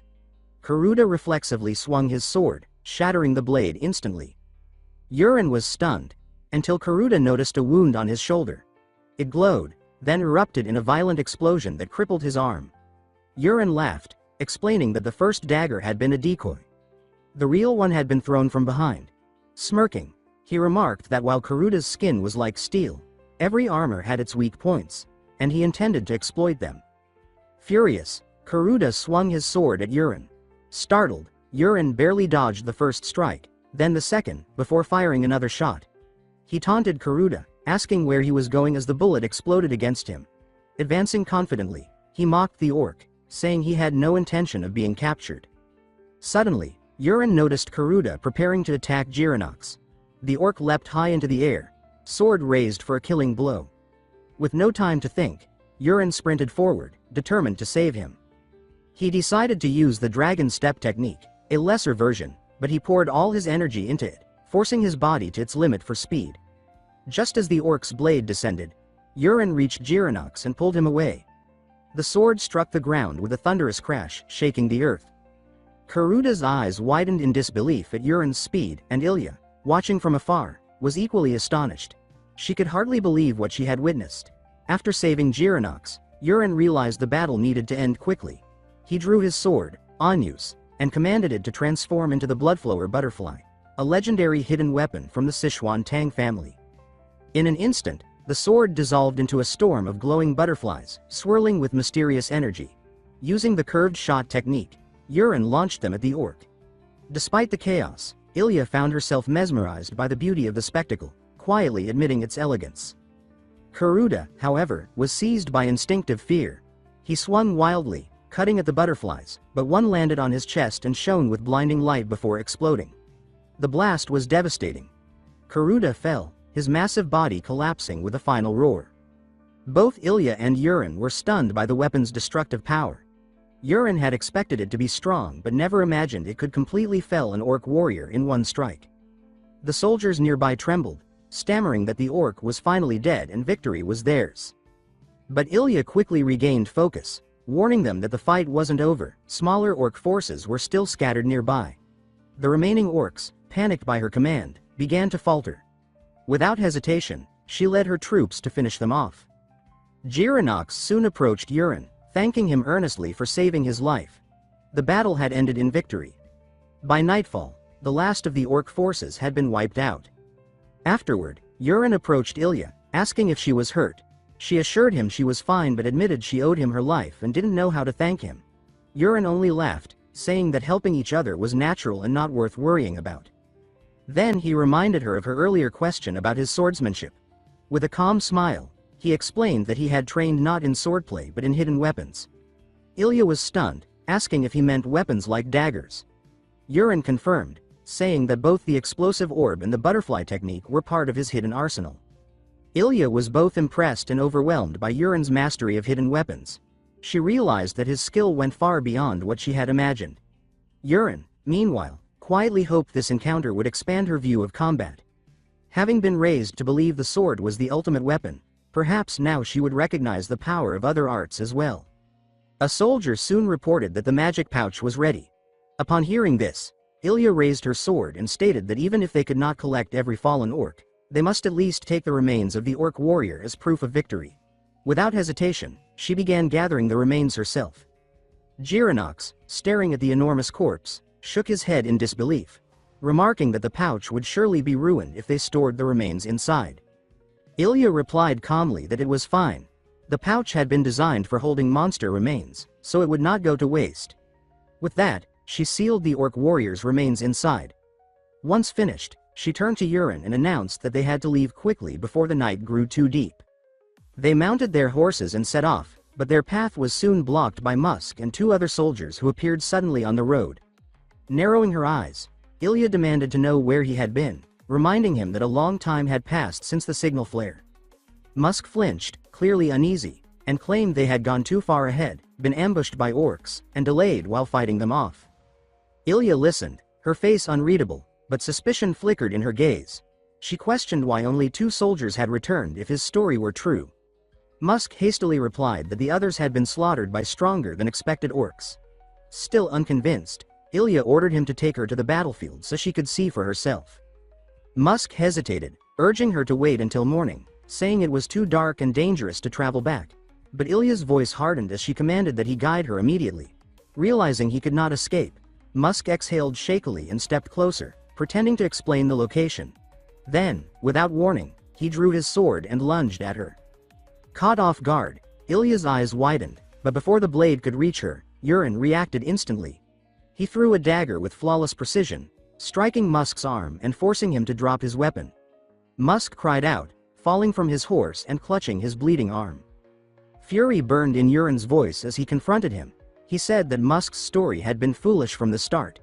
Any soldier who had just fought orcs would show signs of exhaustion or injury, yet Musk and his men were perfectly fine. He accused them of betraying their comrades, colluding with the orcs, and leaking information from within their ranks. Musk trembled violently, his guilt written across his face. Urin's certainty came not from intuition but from knowledge. He knew every detail of this story because he was the one who had written it. Nothing escaped him. Ilya, her expression cold and resolute, raised her sword.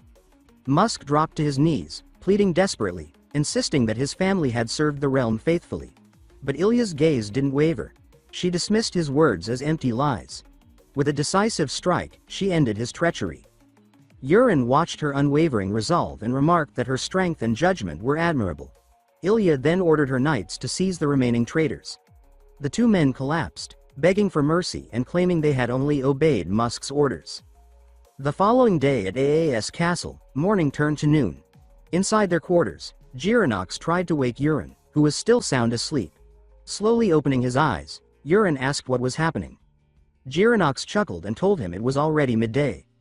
With a teasing grin, he added that Ilya had arrived, wearing a striking black gown. That news made Urin sit up in surprise, his mind instantly picturing the scene. When he finally looked up and saw her standing there, his first thought was to ask about the unexpected outfit, so different from her usual armor. Ignoring his question, Ilya calmly said that he needed to accompany her to her home. Her father, she explained, wished to meet him.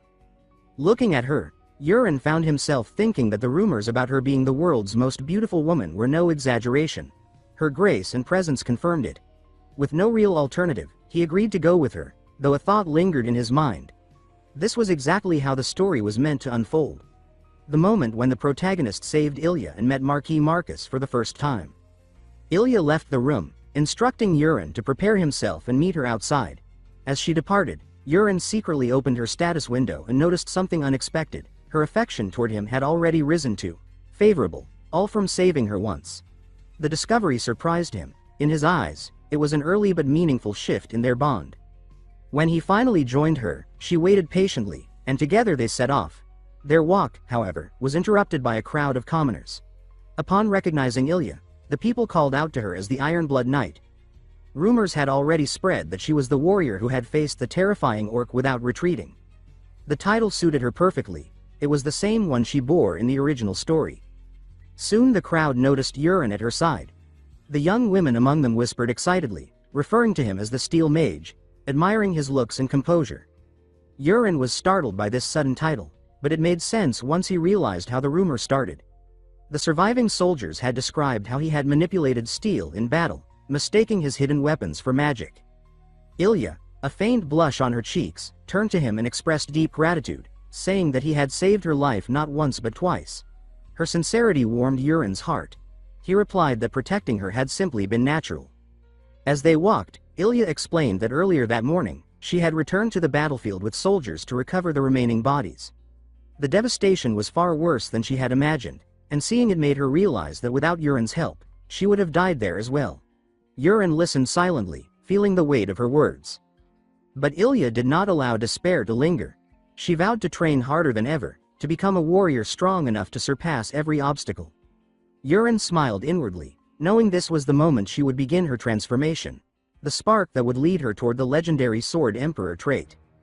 Before long, they arrived at the warp circle prepared by her father. Though the Marcus estate was nearby, the Marquis had arranged for magical transportation to make the journey swift. The mages began their chant, and in an instant, the world shifted. When Yurin opened his eyes, they stood before a vast, elegant estate. He was taken aback by the sudden change in scenery, while Ilya calmly welcomed him to her home. Leading the way inside, she moved with practiced grace. Jiranox followed, unable to hide his awe, whispering to Yurin that he had never seen anything so grand. Yurin, though feeling slightly dizzy from the teleportation, composed himself and reminded himself that soon he would meet her father, just as in the original story. Inside, the air was filled with the scent of polished wood and noble luxury. Yurin silently thought that this would finally be his chance to taste the refined food of the upper class. When they entered the grand dining hall, Ilya's father, Marquis Marcus, was already waiting. With a powerful presence, he invited Yurin forward and told him to sit comfortably, saying there was no need for formality. Yurin obeyed respectfully. The Marquis began by thanking him, first not as a nobleman, but as a father whose daughter's life had been saved.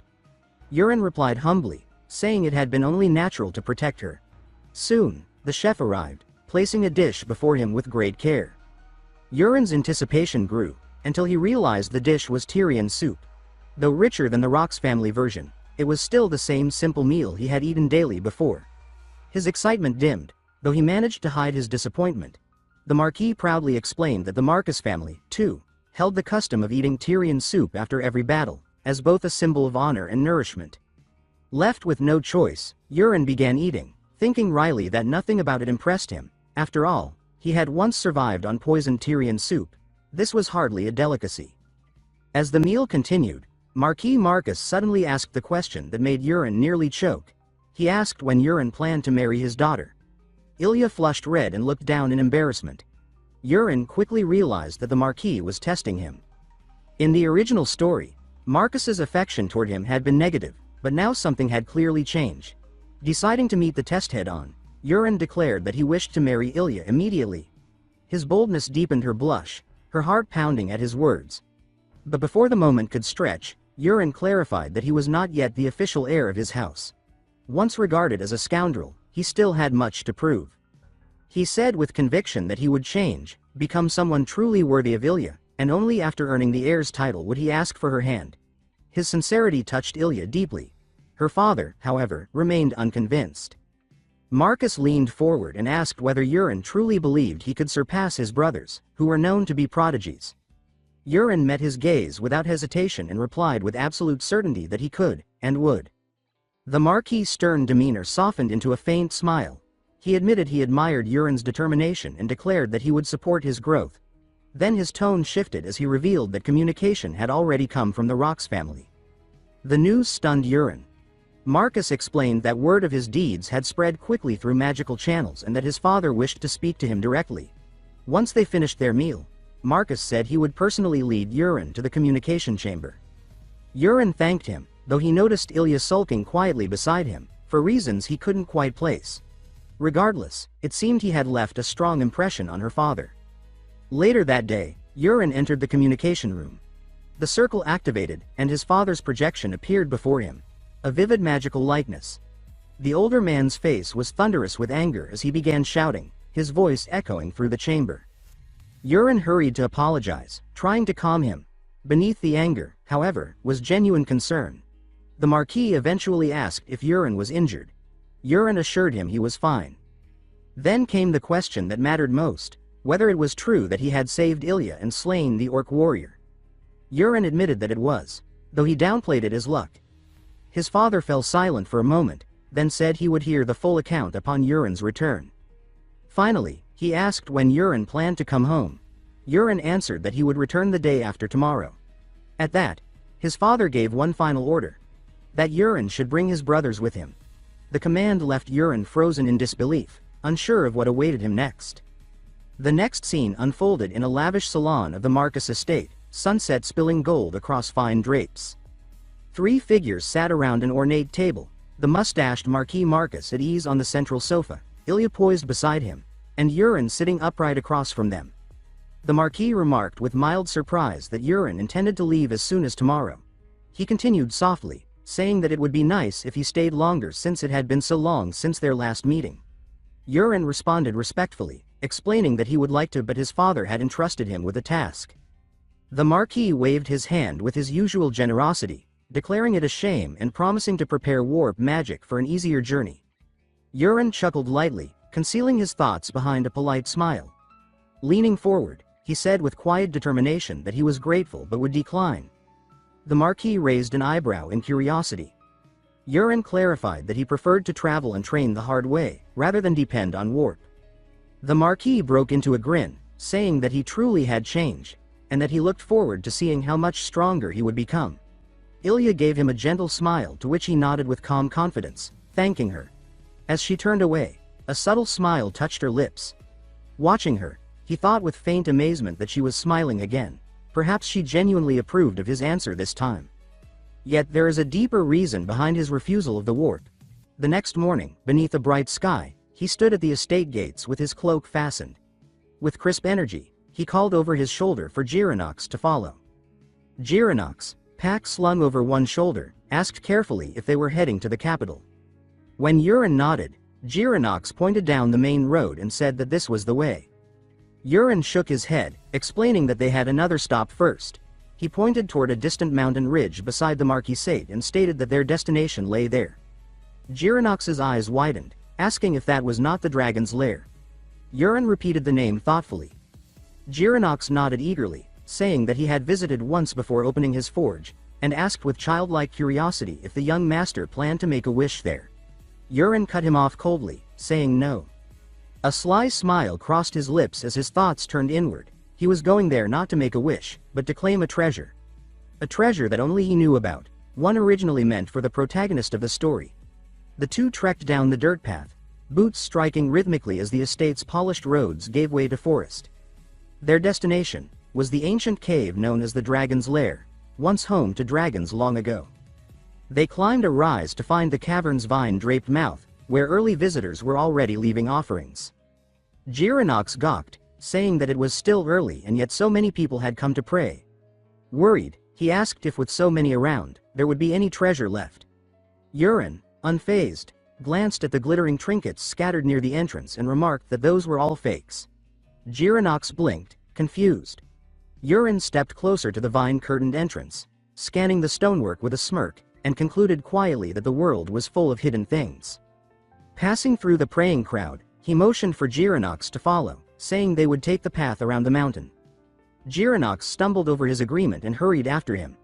They climbed over uneven rocks and along a narrow ledge until Jiranox, panting, pointed at a bare cliff and said that there was nothing there. Yurin fell silent, eyes sharpening as realization struck. He stepped to an irregular stone slab and thought to himself that this must be it, the hidden entrance he had designed himself, shaped like a car door handle. Glancing around to make sure no one was nearby, he pressed his palm to the stone and thought that opening it was just like opening a car door. The rock vibrated, a seam cracked open. Jiranox stumbled back, exclaiming in disbelief. Yurin smiled faintly and told him to follow. They slipped through the narrow gap, which sealed behind them with a deep rumble. Inside, the air glowed with soft light from moss and old sconces. Jiranox gazed around in awe, saying that it was brighter than he had imagined.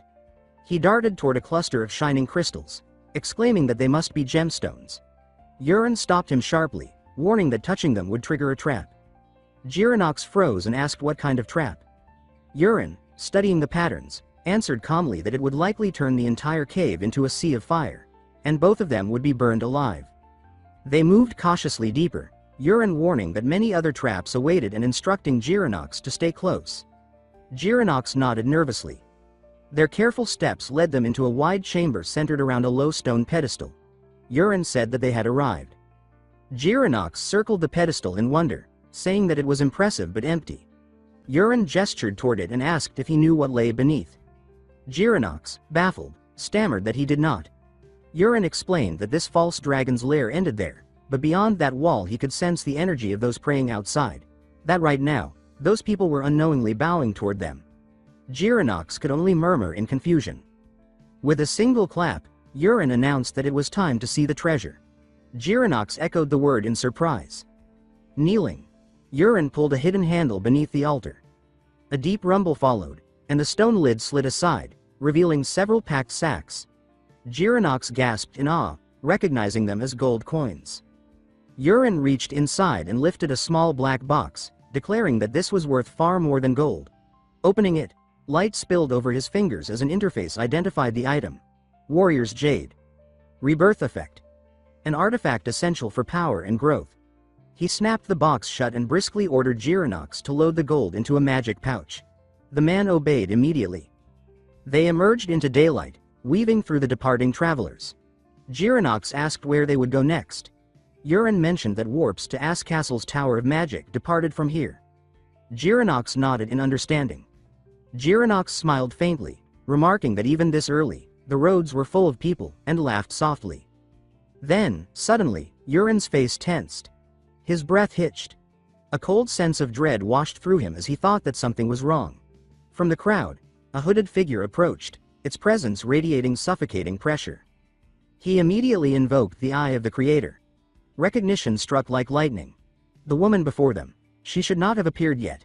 He reeled inwardly, insisting that it was impossible, that she was supposed to appear only in the latter half of the story. Giranox called to him anxiously, asking what was wrong. Urin's pulse quickened as he assessed her overwhelming aura. With cold clarity, he concluded that she was an existence he could not possibly defeat. His decision came instantly and without hesitation. He had to get away from here, and fast. Urin dashed off, insisting he was starving, and Giranox hurried after him, urging him to slow down. Far behind them, a woman cloaked in black turned her head, drawn by the noise as if something about the moment mattered to her. Later, inside the vast walls of AAS Castle, Urin sat on his bed, troubled by a nagging sense that something was off. He kept thinking about the strange figure he had seen earlier and felt she belonged far later in any story he knew. The thought left a deep frown on his face. He wondered why such a powerful being had appeared so early and in such a place. His eyes drifted to a shining pill resting in a box. He considered the possibility that the creature had been seeking the treasure from the divine dragon cave, a plot meant for much later. It dawned on him that the story he remembered was shifting in unexpected ways. To make things worse, he had no idea where the real protagonist was or what they were doing. There had been no hints, no sightings, nothing. Pushing the worry aside, he reached for the pill. As soon as he swallowed it, a sharp heat tore through him and a surge of blue energy raced along his veins. He dropped into a cross-legged position, focusing on guiding the overwhelming force. A system message announced that his transformation had begun. Another followed, stating his body was strengthening. He knew he needed power, and he needed it quickly. Time passed in silence while he meditated. Morning light eventually slipped through the window, and when he opened his eyes, a new message greeted him. It declared that he had become a heavenly martial body. He whispered to himself with a wide grin that he had hit the jackpot. This was the legendary physique praised in countless tales, perfect for any physical pursuit involving blades or fists. It even granted the ability to copy any technique after seeing it just once. He jumped to his feet, feeling lighter and stronger. At that moment a knock sounded, and Giranox asked from outside if he could enter. Urin allowed it. Giranox stepped in, ready to mention breakfast, but froze instead. He stared at Urin and stammered that the young master seemed to have grown taller overnight. Urin tried to brush it off, claiming Giranox must be imagining it. Giranox refused to back down, explaining that as a blacksmith he judged measurements with precision. He insisted that Urin had been 178 centimeters the day before and now appeared to be 182.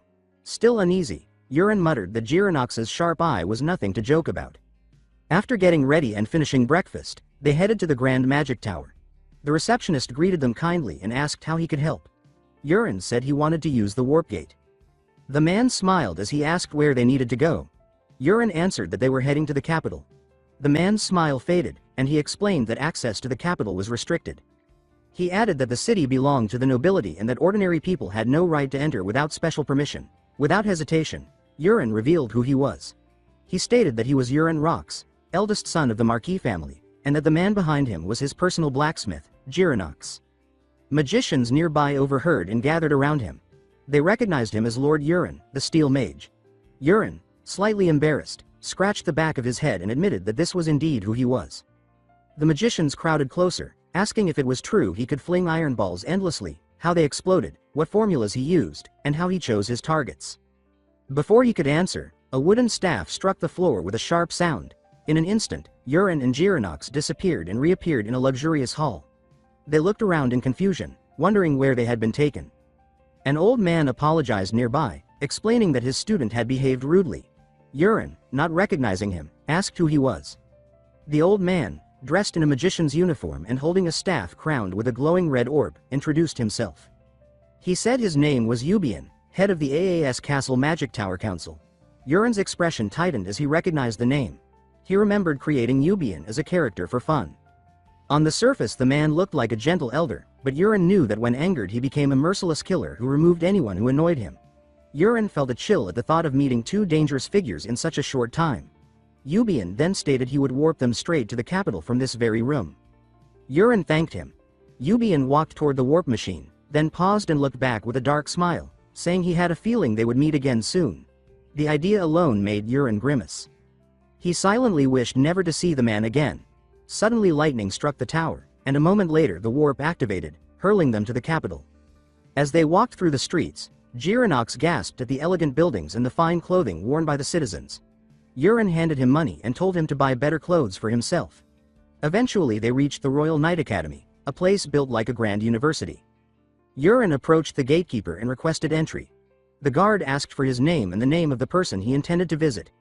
Yuren stated he was Urienrox and that he was looking for his brother Collinrox. The guards led him through. As he walked deeper inside, someone called his name from the side. A handsome man with silver hair approached. Yuren confirmed that he was indeed Urienrox. The man studied him with a sharp gaze and asked if he was the same Urienrox who had defeated the orc warrior. Yuren realized how fast stories traveled within the capital's walls. The man's lips curved into a faint smile as he remarked that Yuren must possess remarkable strength. Yuren felt a flicker of surprise at how casually the man spoke to him. He replied politely that the compliment was generous, then asked for his name. The man introduced himself as Carrick Ilian, second son of the Duke Ilian family, and added that he was a close friend of Colin. He then turned and guided Yuren onward, saying they were going to meet Colin. Still, Yuren sensed something unusual about Carrick.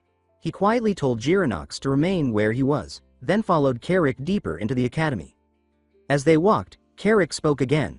He says that he has already heard the rumors that Yuren did not face the orc warrior alone, but fought with Lady Aaliyah at his side. He explains that Lady Aaliyah's strength is widely known, that she is a rising knight, yet Yuren's role in that battle was the truly surprising part. He goes on, saying that very little is actually known about Lord Yuren and asking if he really uses magic during his fights. Yuren answers that he does not, that he is not a mage. At this, a faint, sly smile flickers across Carrick's face. Carrick leads on in silence, leaving Yuren to brood. Yuren wonders what the man is plotting and questions whether he really saw that smirk or imagined it. Eventually, Carrick brings him to a huge training hall, its floor patterned with circles and filled with students drilling sword forms, their blades flashing in the light. A blue-haired student pauses his practice and approaches Carrick. Carrick asks him if he has seen Colin. The student stammers that Carrick himself has just taken Colin to see a professor. Irritation surges through Yuren as he realizes Carrick has already pulled Colin away somewhere else and brought only him here. The blue-haired student then glances at Yuren and asks who the man behind Carrick is. Carrick immediately answers that this is Lord Urienrox, Colin's older brother, and says that he is the one who helped subdue the orc warrior alongside Lady Aaliyah. With a touch of showmanship, he adds that Lord Yuren is not a mage at all and clarifies that this means Yuren fights purely with his own strength, just like the rest of them. Curiosity erupts. Students crowd around Yuren, firing questions one after another. Some say that they heard he fights with daggers. Others ask if it is true he throws strange balls and even butterflies in combat. Acting as their spokesman, Carrick suggests that perhaps Lord Yuren would be kind enough to demonstrate his skill to satisfy everyone's curiosity. Annoyance and anger coil in Yuren's chest, but he finally agrees. He and a student named Mealy step into the center of the hall while the others form a ring around them. Carrick announces that Mealy's ability is about average for their group. When Carrick notices the wooden sword in Yuren's hand, he asks in surprise if Yuren had not said he used daggers. Yuren explains that, since this is not a real fight, he will use a sword instead. Carrick, still taken aback, nods and says that they should give it their best. Yuren studies the faces in the crowd and realizes they're all high-ranking nobles. He senses how they have been looking down on him from the moment he arrived, dismissing him because he uses daggers instead of swords. He tells himself that this will not matter for long. He decides to use this chance to test the power of his heavenly martial body. An invisible force hums faintly around him as he steps forward with his wooden sword. Across from him, Mealy practically swells with confidence and declares that he will grant Yuren the first move. With nothing to lose, Yuren advances. He raises his sword in a simple overhead guard and brings it straight down. Mealy, expecting something intricate instead of such a plain and seemingly slow attack, is briefly stunned, then hurriedly lifts his own sword to block. The wooden blades collide. Meelee's strength proves completely insufficient. Yuren's strike drives the other sword back so hard that it smacks into Meelee's face. A collective gasp ripples through the hall. Carrick and the students stare, stunned, as Meelee collapses to the floor, a lump already forming on his forehead, defeated by a single basic strike. To save face, Carrick quickly claims that Meelee must have simply lowered his guard. Still eager for more, he asks Yuren for another match and calls out a student named Rula from the crowd. He introduces Rula as a mid to upper level fighter, much stronger than Meelee, and warns him not to repeat Meelee's mistake. Rula responds confidently, insisting that no one should compare him to that muscle pig Meelee. Yuren and Rula take their stances. At Carrick's signal, the duel begins. Rula charges the instant it starts. To Yuren's enhanced senses, the rush appears painfully slow, a clear demonstration of how far his heavenly martial body has elevated him. He repeats the same basic technique. He lifts his sword overhead, then brings it down in a clean, direct line toward Rula. Rula tries to block, raising his sword to intercept, but Yuren's strength is overwhelming. Rula's blade is forced back, once again smashing into its owner's face. Carrick stands frozen, completely shocked, while Rula crumples like Meelee before him. Yuren remains standing, looking calmly down at the defeated student. Inwardly, he thanks his heavenly martial body for the tremendous increase in strength, speed, and reflexes that has carried him far beyond normal human limits. He then remarks with a cold hint of mockery that the Night Academy seems to produce only weak fighters. The comment hits Carrick hard. Stung by the insult, he immediately issues another challenge. He declares that this time Yuren's opponent will be the strongest fighter present, himself. Yuren responds with quiet confidence and tells Carrick to brace himself. They both ready their weapons. Carrick gathers his inner energy, muscles tightening, then bursts into motion, circling Yuren at high speed and leaving blurred afterimages around the arena. The display impresses the watching students. Yuren, however, remains unmoved. He stands firm and simply waits. The moment Carrick thinks he spots an opening, he lunges in to strike. Yuren's sharpened senses, enhanced by his heavenly martial body, read the incoming blow perfectly. With a small, precise step back along a subtle angle, he slips out of the line of attack. Once again, he raises his sword high and brings it down with crushing force. Carrick tries to block, but Yuren's raw power smashes through his defense and slams into his head. Carrick goes down, defeated like the others. Yuren stands over him, victorious, while the students stare in stunned silence, struggling to accept what they have just witnessed. That silence is broken when a voice from behind the crowd asks what is happening and why everyone is gathered there. At the sight of the newcomer, some students murmur that Lord Colin has arrived. Colin surveys the scene in confusion and asks again what exactly is going on.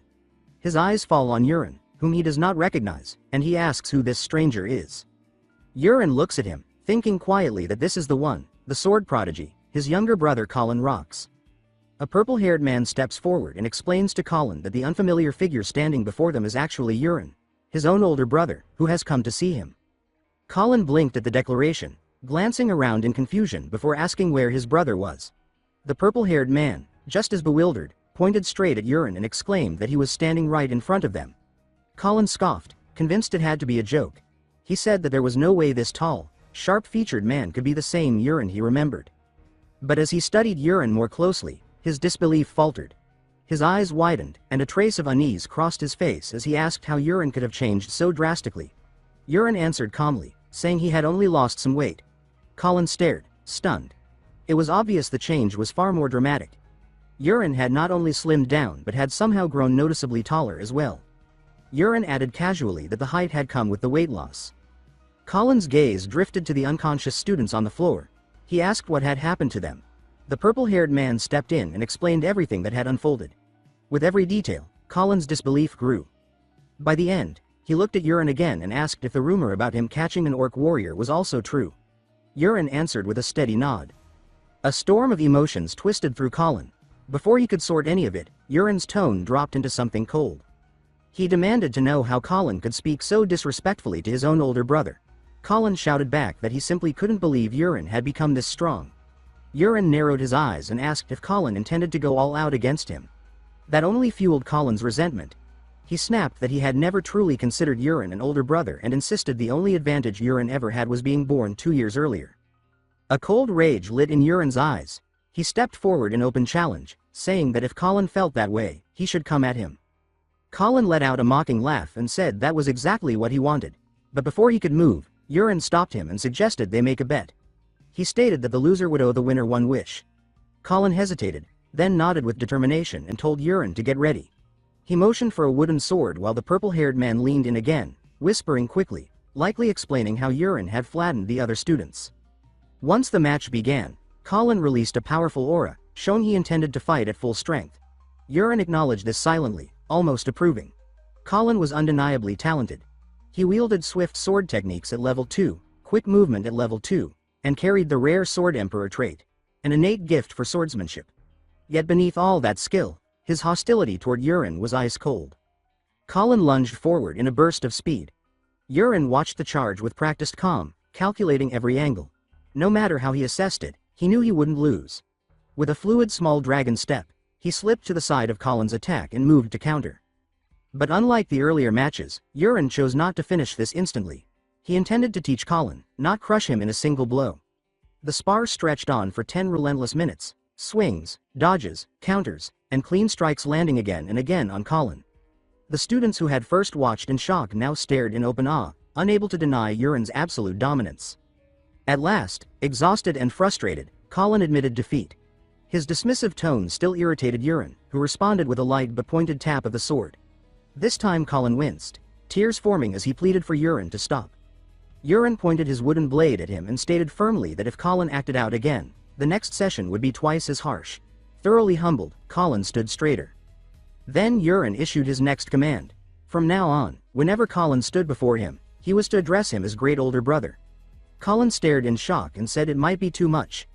Yurin raised his sword slightly, a simple gesture asking if Colin truly wished to refuse. Fear flickered through Colin, and he instantly corrected himself, addressing Yurin exactly as ordered. With the spar over, Yurin announced that they were leaving. Colin, still dazed, asked where they were going. Yurin explained that their destination was the Empire, where their youngest brother Rayon lived. Sometime later, a shimmering portal inside a soaring magic tower delivered them straight into the Empire's capital. Girinox observed the teleportation with awe, marveling again at how the magic tower could move people across entire nations so effortlessly. Yurin told him that the tower was a neutral force present in every country, a constant and powerful structure shared across the continent. The city around them looked strikingly modern, grand buildings rising everywhere in bold architecture. Their path eventually brought them to the gates of the Empire Knight Academy. Outside it, Yurin told Colin to go fetch Rayon. Colin agreed, only to stop when Yurin gave him a pointed look. Realizing his mistake, he quickly corrected himself and addressed Yurin as great older brother. A short while later, Colin returned with Rayon. Yurin lifted a welcoming hand. Rayon's eyes widened in shock as he took in Yurin's taller, sharper figure. He asked cautiously if this truly was Yurin. Yurin smiled and confirmed it. Rayon said that he had already heard some of what happened from their second brother. Yurin nodded, pleased, and told him they should head home. But Rayon's expression darkened. He said that a serious problem had arisen. The Empire's capital was under emergency lockdown. People could enter, but no one could leave. He explained the reason. At dawn the previous day, the Crown Prince had been assassinated. Yurin's eyes widened at the news. Colin asked for confirmation, and Rayon repeated that the assassination was real and had thrown the capital into chaos. Colin scoffed, saying he couldn't imagine anyone managing such an attack inside a fortified royal castle. At that moment, Yurin sensed something off. He scanned their surroundings and confirmed his suspicion. Guards were everywhere, tense and alert, their patrols doubled.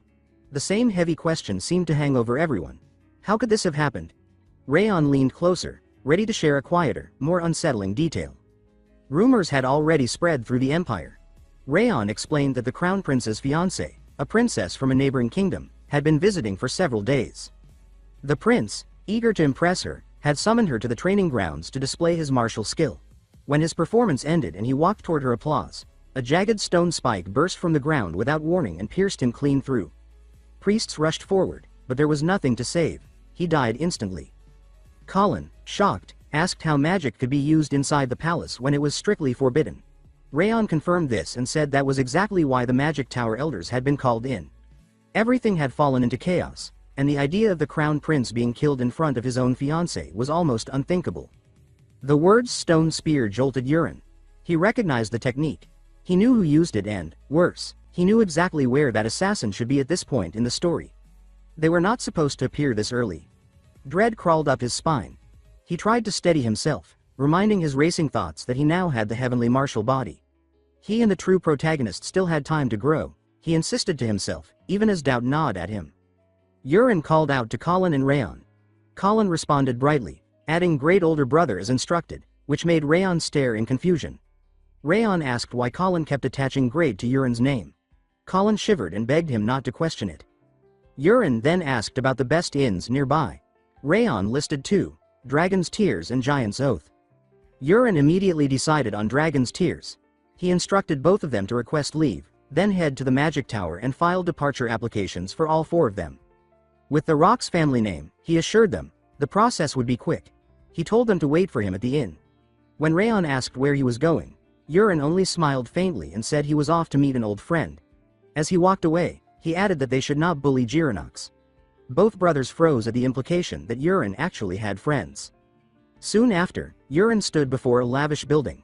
From the shadows of a nearby alley, he identified it as Flamberge, a noble exclusive bar with a notorious reputation.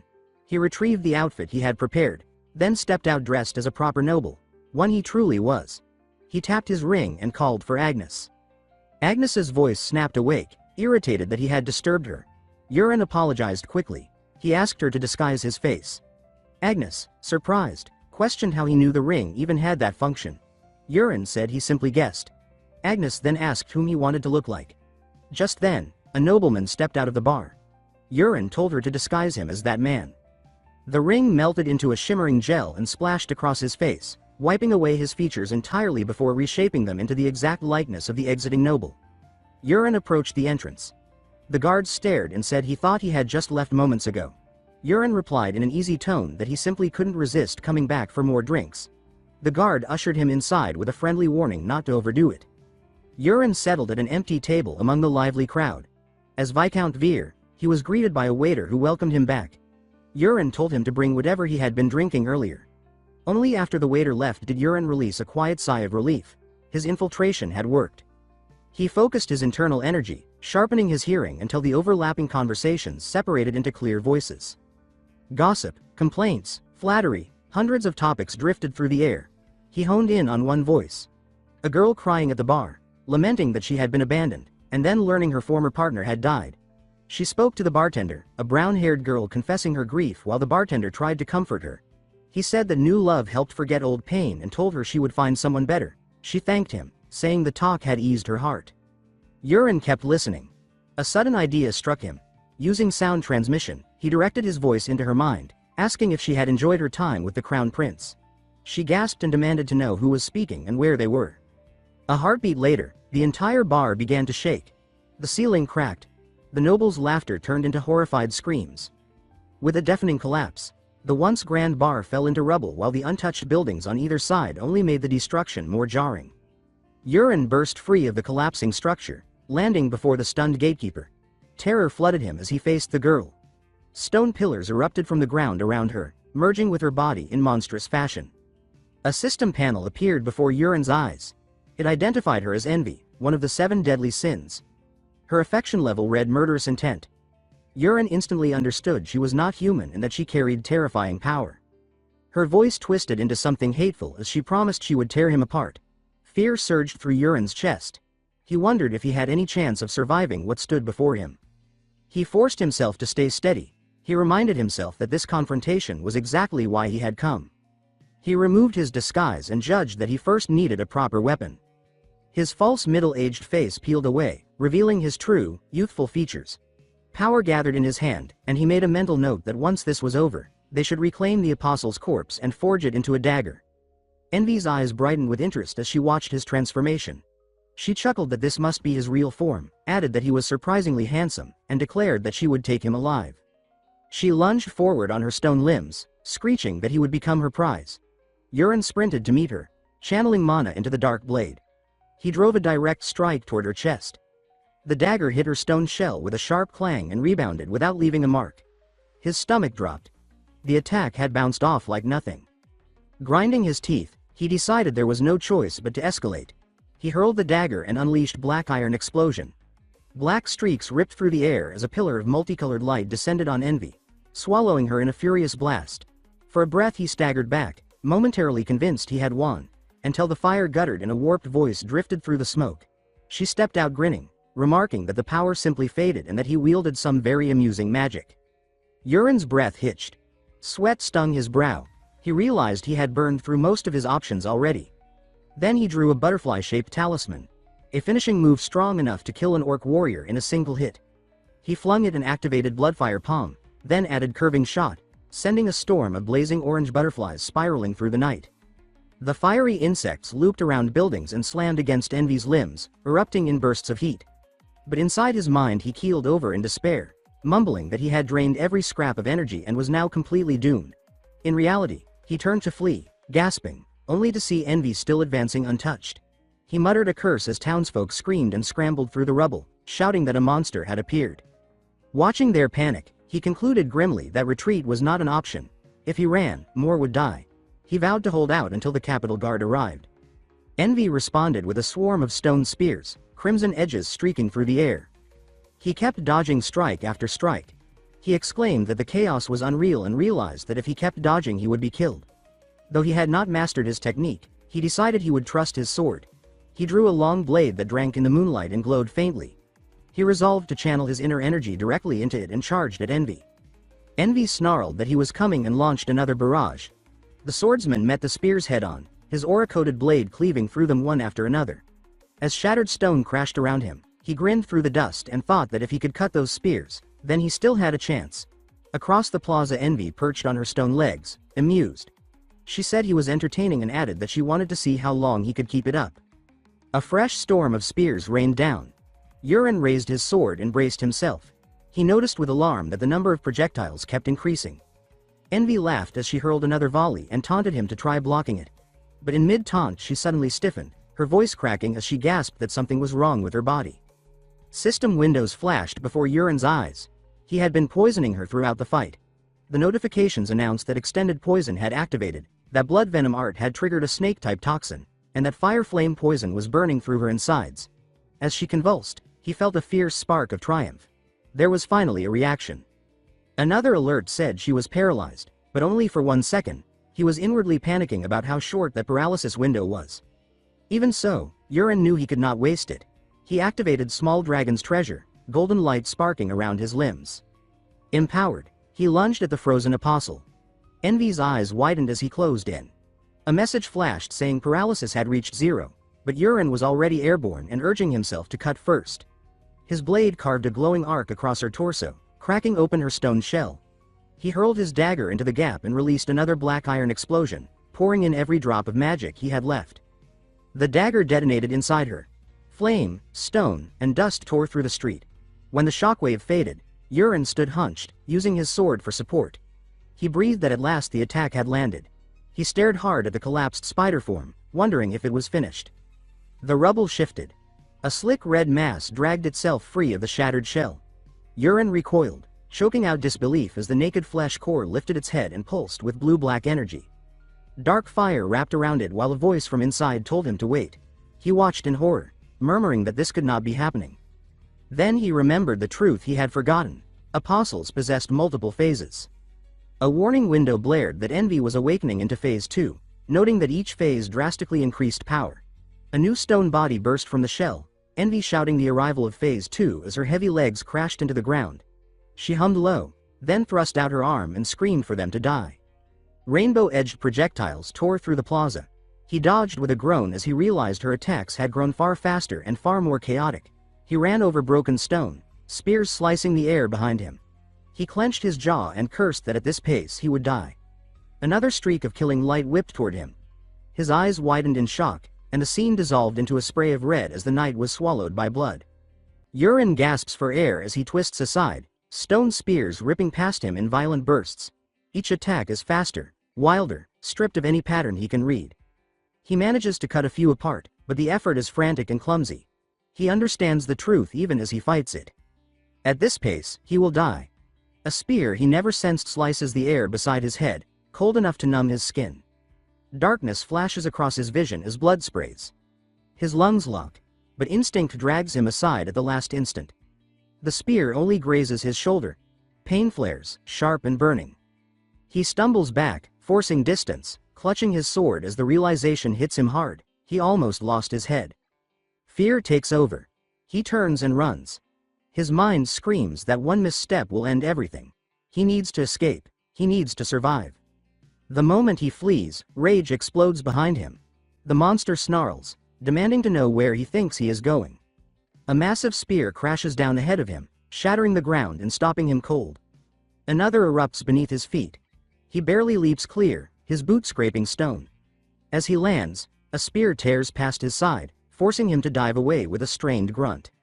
He has no time to breathe before a barrage rains down again. Grinding his teeth, he spins back toward her as a guttural sound tears from his chest. Then, suddenly, the assault stops. She laughs. The sound is deep, cruel, and pleased. She grins as she taunts him, questioning whether he truly believes escape is possible. His thoughts tangle in confusion as she tells him to struggle as much as he wants.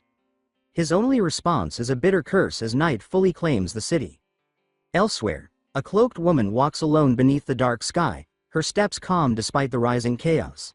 Shouts echo through the streets. Someone screams that a monster has appeared and that the guards are needed. The noise draws her attention. Ahead, several men argue in panic. One tries to calm the other, demanding an explanation. The terrified man stammers that something covered in stone spears appeared in the southern district. She listens, her expression tightening as she silently names the creature. Envy. Immediately, she rejects the thought, it should not exist. The men argue on, one doubting the claim, the other insisting it is true. They begin to speculate nervously, wondering if it could be the crown prince. Suddenly, they freeze. The cloaked woman vanishes in a blur, one of them screams. She reappears atop a tall building, scanning the city. In the distance, violent light flashes and thunder roars. Her gaze locks onto it. That is the place. She leaps, her movement briefly revealing the tattoo etched along her body before she disappears into the night. Back in the ruined streets, Yurin continues dodging every strike thrown at him. Each failure sharpens Envy's irritation. Her annoyance twists into a grin as she decides to end this. She hurls another spear, faster than anything before. Yurin tightens his grip as several spears rush him at once. His breath stutters. Fear and fury collide in his chest. He wonders if this is the moment he dies. His body freezes as the spears close in, too fast to escape. A system window erupts into view. It declares a true life or death crisis and announces the unlocking of two special privileges. The first states that Heavenly Eye has evolved into Creator's gaze, allowing him to see attack trajectories. Yurin's eyes widen in shock. The world shifts. The spears slow, their paths burning clearly into his mind. Every arc and angle unfolds with perfect clarity. He steps aside from the first strike with ease, following the guidance instinctively. Another comes, and he dodges again. He realizes that once the path is visible, evasion becomes simple. Two spears spiral toward him in a deceptive pattern, but their trickery collapses under his gaze. He slips past them with minimal movement. A breathless grin spreads across his face. He realizes that with mastery, he could evade attacks effortlessly. Envy's fury spikes. She grits her teeth in rage. The system flashes again. The second privilege announces the opening of the Realm of Ascension, a state that activates just before death and is time-limited. Power floods Yurin's body. His sword ignites as his inner strength surges to its absolute peak. White energy gathers along the blade, shimmering fiercely. He wonders briefly what kind of power it is, then dismisses the thought. It is enough. He can win. Across the street, a mother and child watch from their window. The child tugs at her sleeve, eyes wide, whispering that the Knight of Light has appeared as Yurin raises his glowing sword. Envy attacks first. Yurin moves at the same instant. Lightning seems to tear through his limbs as he cuts through her barrage and closes the distance. His speed distorts the air. Panic flashes across Envy's face. She freezes, screaming in disbelief as if facing a ghost. Yurin hovers before her, cold and merciless. He brings the blade down with blinding force, demanding she endure it. The strike cleaves through her completely, tearing her head from her body. A white explosion detonates outward, ripping the battlefield apart. The mother and child stare in stunned silence. The child breathes that the Knight of Light has defeated the monster. Yurin stands trembling amid the ruins, sweat pouring, breath ragged. He wonders if it is truly over. The system flickers, informing him that his power and stamina are fully depleted. He exhales sharply, realizing he survived only because the privileges activated in time. He looks around, thinking about escape before the guards arrive, forcing himself to move. Then the air shifts. His senses snap tight. He turns and freezes. Dark energy churns nearby, twisting the air as it pulls together. Recognition hits him hard. The remains are moving. They are reforming at terrifying speed. The system flashes a warning. Envy has entered phase 3. The final version has appeared. Urine stares as a new head forms. Envy snarls, calling him a bastard, grinning with raw excitement as she promises he will not escape this time. Urine grinds his teeth as despair settles in his chest. He knows he is finished. Worse still, he realizes he never even had the chance to repay him. Envy's rage explodes, her body swelling until she towers over the ruins. With a shaking, broken voice, she declares that she will kill everyone, repeating the vow like a beast barely holding itself together. Dark energy hums across her massive form as she fixes her gaze on Urine. Urine stares up at her in disbelief. Her size alone crushes his spirit. His thoughts feel empty as he realizes his inner force is completely drained. He wonders if this truly is the end. A stone spear tears toward him, stopping only inches from his face. With no strength left to dodge, he remains frozen, teeth clenched as fear locks him in place. Death feels unavoidable. Suddenly, Envy's body jerks violently. An external force yanks her backward, stopping the attack. She growls in frustration and demands to know what is happening. She struggles, but living restraints coil tighter around her limbs, sealing her mouth and trapping her countless stone spears. The woman from earlier stands behind her, calmly controlling the bindings. Envy recognizes her and tries to shout through the restraints, furiously questioning whether the woman cannot see what is in front of them. The woman sharply calls Envy by name and orders her to stop, her voice filled with killing intent. She insists that this is not the time for them to reveal themselves. Urine instantly recognizes the woman as he watches her drag Envy backward across the rooftop. Envy thrashes and struggles, still demanding answers. Urine mutters under his breath, recalling that he encountered that same being after leaving the Divine Dragon Palace. His system window appears and identifies her as one of the 7 deadly sins. Lust. He repeats the name in disbelief. Lust pauses and turns to look at him, her gaze cold and unreadable. Confusion twists inside him. If this is not the time to reveal themselves, then they are retreating. Lust turns away, tightens the bindings, mutters that it is time to move, and drags Envy with her before leaping off the building. Urine watches them disappear and finally exhales shakily, realizing he is still alive. A sudden sound makes him turn. He spots approaching guards and immediately decides that staying would only cause trouble. Slipping into a shadowed alley, he avoids them until night fades into morning. At a hotel later that day, someone greets him cheerfully and calls him young lord, saying he has finally returned. Urine answers tiredly and asks if anything happened overnight and whether Colin and Leon are still asleep. The attendant excitedly reports that a terrorist appeared in the city during the night and that the 2 brothers rushed out at dawn to catch the culprit. Urine sighs, removes his cape, and thinks that children are reckless. He dismisses the attendant and collapses onto the bed, saying he needs sleep. As he drifts off, his thoughts return to the battle. It was brutal, but it pushed him forward. His system window appears. 10,000 Poisons Body Scripture. 4 stars. He acknowledges the breakthrough but realizes how lacking he still is. He remembers failing to truly defeat envy, the weakest of the 7 deadly sins. Lust's words echo in his mind. When the time comes, far greater horrors will emerge. He sits up, crosses his legs, and begins circulating his energy, muttering that he must grow stronger, faster. Resolve burns in his eyes.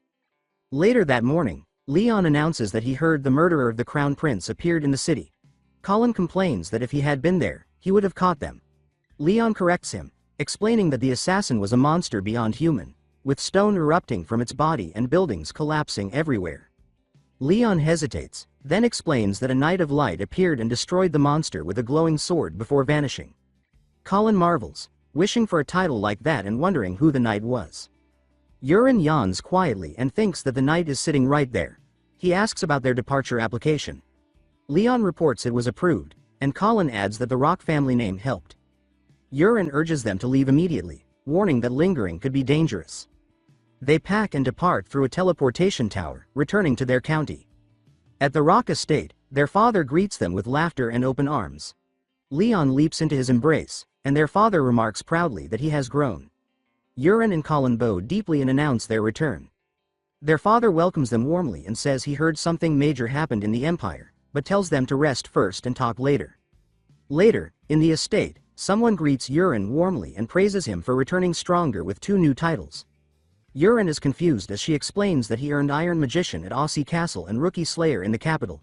She reminds him that he defeated 4 rising talents at the academy, earning the nickname. He winces in embarrassment. He starts to mention gifts for her and Clyde, but is interrupted when Peru rushes in and announces that the Marquis has summoned all 3 brothers to dinner. That evening, seated with their father, he asks if they have rested. After they confirm, he gets straight to the point. He declares that the trial to determine the successor will now begin. Their father, the Marquis, speaks with the authority of generations as he reminds them that the Rox family follows a strict rule. The eldest son inherits the title.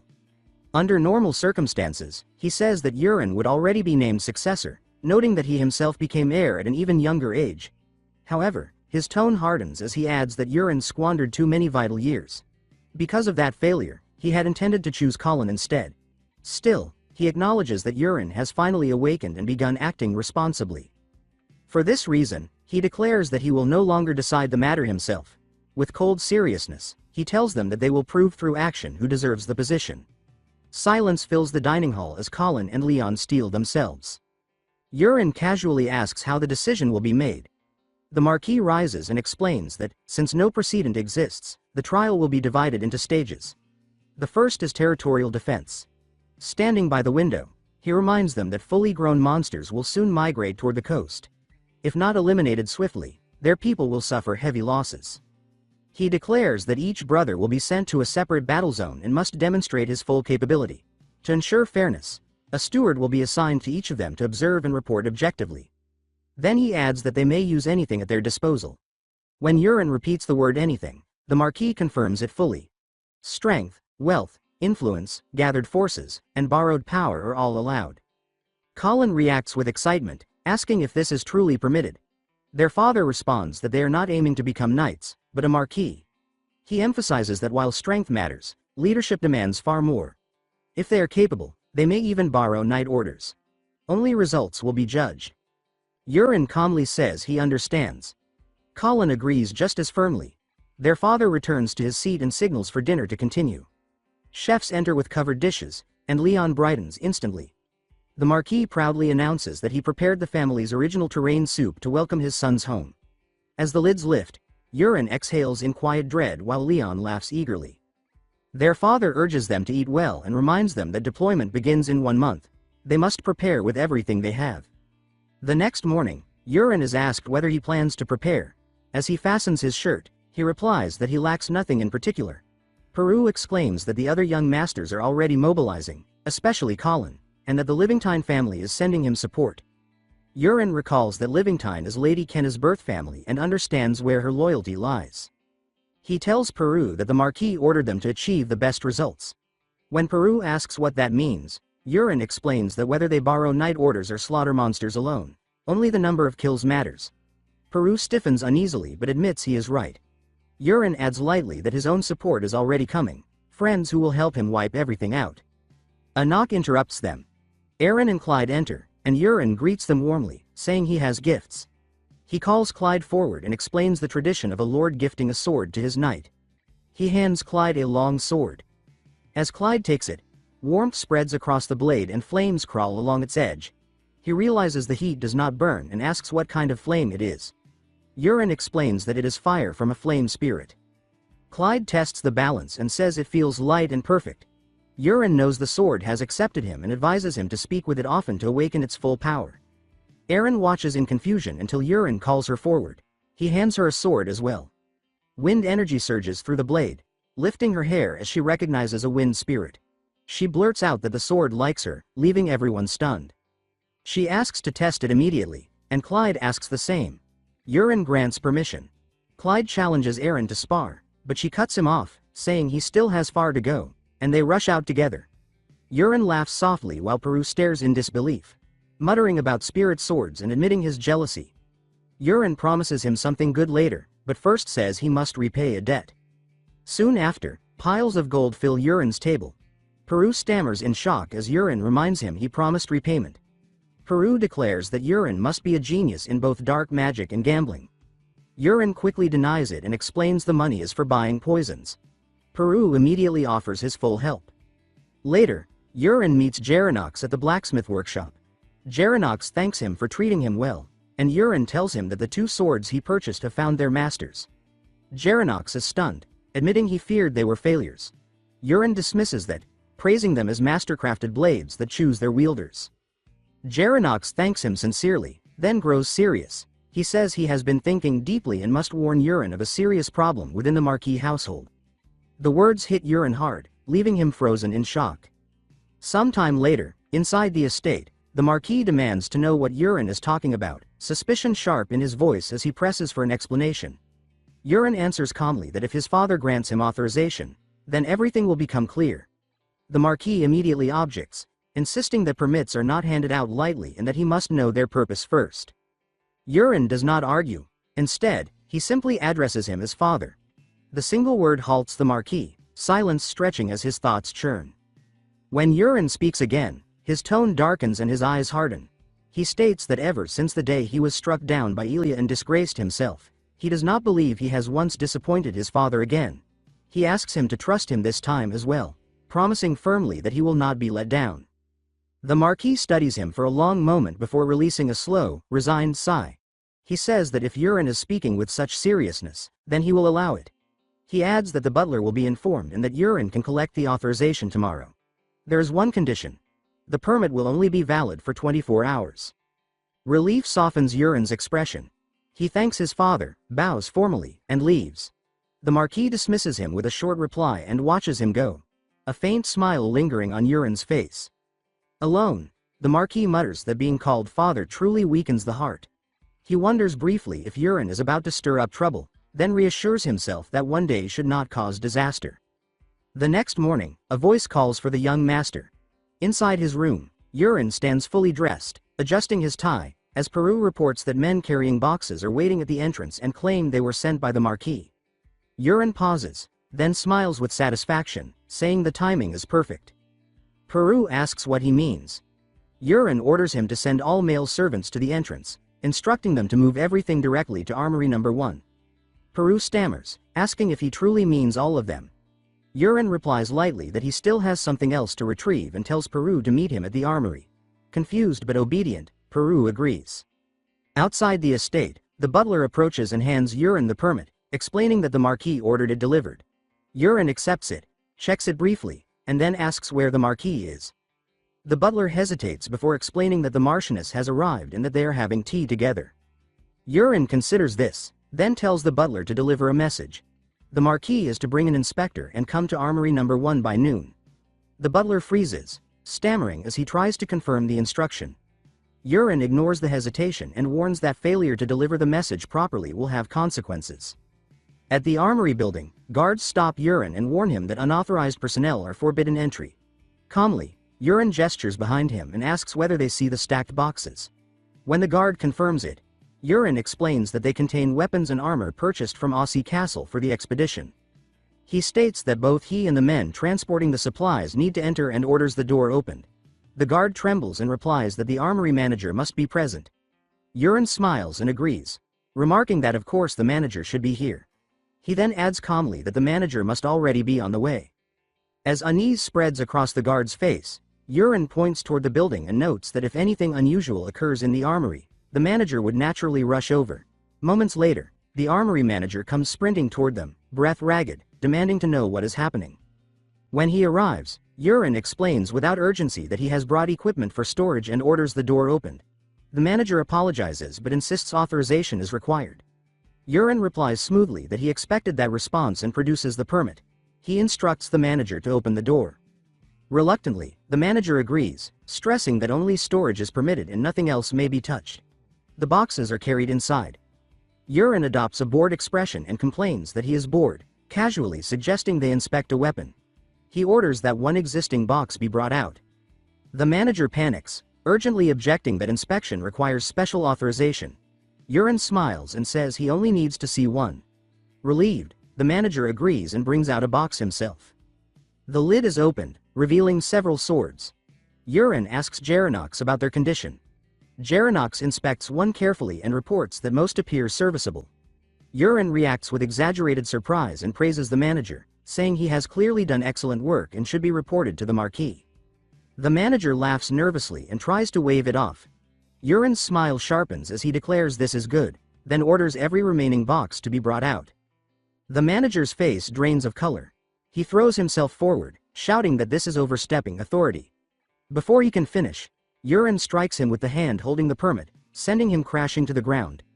Yurin roars that the manager has no right to speak of overstepping and demands whether he cannot see the permit, accusing him of always trying to be clever. At that moment, the marquee arrives with an inspector and the Marchioness. He calls Yurin's name sharply and demands an explanation. Yurin straightens and states coldly that the armory has been emptied, inviting his father to verify it himself. The marquee opens a box and lifts a sword. The blade crumbles in his hand. He stares in disbelief, then demands to know if this is meant to be a weapon. He turns furiously on the inspector, reminding him that only a month ago he reported no issues during the audit. The inspector panics and accuses the manager, insisting he must be responsible. Yurin cuts him off sharply, asking whether he truly believes one man could smuggle out this much equipment in a single month. He releases crushing pressure, stating that such theft is impossible without permission. The inspector collapses, gasping and begging for mercy as the pressure lifts. The marquee demands an explanation. Yurin answers that now his father understands why the permit was necessary. He states that this rot extends beyond this armory to others and even to the food stores. He asks what will happen in the coming years if this continues.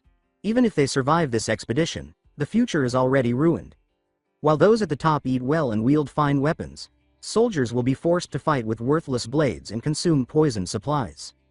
As silence grips everyone present, Yurin declares with burning fury that he will never forgive anyone who toys with human lives. Soon after, Yurin announces that the chest set aside contains swords, armor, and shields purchased through his blacksmith from Aussie Castle, emphasizing that their quality is flawless. He tells his father to discard anything unusable and replace it with these supplies. His tone then hardens. With sharpened gravity, he states that the corruption uncovered likely involves far more people than first expected, and he requests that everyone connected to the two exposed individuals be punished without exception. The marquis stares at him in disbelief, calling his name and demanding to know what kind of person he has become. Yurin lowers his head in a respectful bow and calmly states that, in that case, he will take his leave. He turns and walks away, leaving the others frozen. As he goes, he reflects that this is as far as he can interfere. Anything beyond this point falls under the marquis's authority. What remains is his father's responsibility. Several days later, back at the estate, Yurin is summoned. He stands behind the marquis and asks whether he was called. Without turning, the marquis replies that thanks to Yurin, the corruption was uncovered, and he felt it proper to explain how the matter concluded. Yurin understands at once and acknowledges it quietly. Over tea, the marquis admits that Yurin was right. He explains that not only the first armory, but the others as well, along with the food stores, were deeply corrupted. The number of people involved was staggering.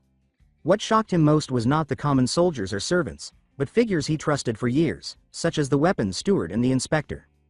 His voice tightens as he admits that people who had served beside him for over a decade were involved, and that it truly broke his heart. Yurin, eyes sharp, asks whether everyone was truly identified. The marquis replies that the steward and inspector confessed with unnatural honesty, even volunteering information that was never asked for, making the investigation disturbingly easy. Yurin listens without reaction, noting inwardly that the confession draft poison worked exactly as intended. The marquis sets down his cup and says the incident made him realize many things. Straightening, he recalls how shortly after becoming marquis, the former king reprimanded him publicly before many nobles, leaving him deeply humiliated. He admits that Yurin's words days ago struck even deeper, humiliating him far more thoroughly. Still facing away, he says that Yurin spoke the truth and had even prepared a solution in advance. Yurin calls out uneasily, but the marquis continues, stating that he himself was a disappointment. Then, unexpectedly, he asks Yurin to forgive him. The words leave Yurin frozen. The marquis turns back toward his seat and apologizes for being such a disgraceful father. Yurin stares, stunned, thoughts racing, then responds firmly that this is not the case. The marquis turns in surprise. Yurin smiles brightly and gestures to himself, explaining that he spent years causing trouble before finally coming to his senses. He adds that all humans make mistakes. The Marquis grits his teeth and mutters with a strained smile that Yuren's tongue has finally surpassed his own. Yuren replies lightly that his father flatters him too much. Exhaling, the Marquis declares that he will never repeat the same mistake again. That night, someone urgently calls for Yuren. Inside the room, sealed containers are presented as Yuren announces that the poison has arrived. His system window appears, displaying its details. A neurotoxin derived from steel cap mushrooms that induces paralysis and respiratory failure. Yuren grips the bottle, excitement flashing through him as he notes that aquatic monsters would struggle to breathe on land. He praises the result aloud. Peru hesitates, then asks whether Yuren has heard the recent news. Yuren turns sharply and demands clarification. Peru excitedly explains that Yuren's popularity outside the estate has surged. Unease rises in Yuren as he questions what popularity even means, insisting it must be a misunderstanding. Peru continues, explaining that while procuring the poison, he heard Yuren's name everywhere. The people are talking about him. When pressed, Peru recounts that the territory was deeply moved by Yuren's declaration that he cared for the soldiers more than anyone except the Marquis. They were touched that he spent his own money to buy armor and shields for them. Yuren mutters uneasily that his reputation as a delinquent should not vanish so easily. Peru adds that some townsfolk are even trying to volunteer for Yuren's unit. He praises Yuren as a genius and asks if he planned this all along, stating that recruitment will now be effortless. Yuren groans, clutching his head, waves Peru away, and tells him to leave. Peru bows, still amazed, and exits. Alone, Yuren sighs and admits inwardly that his improving reputation is a development he never anticipated. Shrugging it off, he decides to develop more poison anyway. That night, he begins. As he consumes steel cap mushroom blossoms, poison, his system floods him with notifications. The 10,000 poisons body scripture absorbs it, unlocking a new trait: 100 poisons immunity. Another message states that all pain and symptoms from poison are removed. The realization jolts him awake mid-meditation. Seated in a lotus position, he examines himself and realizes absorbing poison no longer hurts at all. It feels natural. He resumes meditation, marveling at the trait's power. By morning, a new system window appears. A new poison is unlocked. Hagen's Serpent Bane, a neurotoxin capable of killing Gon, a legendary sea creature. Even trace amounts can kill a human without leaving evidence. Yuren stares in disbelief. He intended to unlock a weaker poison, yet gained an advanced one instead. As he dresses, he wonders whether the scripture has reached the intermediate tier, and whether stronger cultivation unlocks stronger poisons. A slow smile forms. Peru arrives, and Yuren hands him a list, instructing him to prepare the poisons immediately. Peru agrees, then breaks into a sweat upon reading the long list. Yuren confirms this is intentional, reflecting that money is abundant and, with poison immunity, absorption is effortless. He decides to push the scripture to 5 stars before the campaign. Time passes. The departure ceremony arrives. Outside the estate, Yuren stands before the troops he assembled. His brothers stand before their own forces. The difference is obvious. Peru whispers anxiously, asking if they will truly be fine. Yuren asks what he means. Peru gestures toward the massive knight orders backing the other heirs and points out that Yuren has only Eren and Clyde. He asks why Yuren refused volunteers. Yuren grins and says he has a plan. Mocking laughter erupts behind him as Colin and Leon laugh openly. Anger flares, and Yuren mutters that they need a lesson. Peru panics and begs him to restrain himself. Before anything escalates, a loud announcement declares the Marquis's arrival. The troops rise as the Marquis steps forward. He announces that he will stand where the danger is greatest, leading from the front, and commands them to defend their land. A thunderous roar answers him. Watching, Yuren smiles faintly and thinks that it has begun.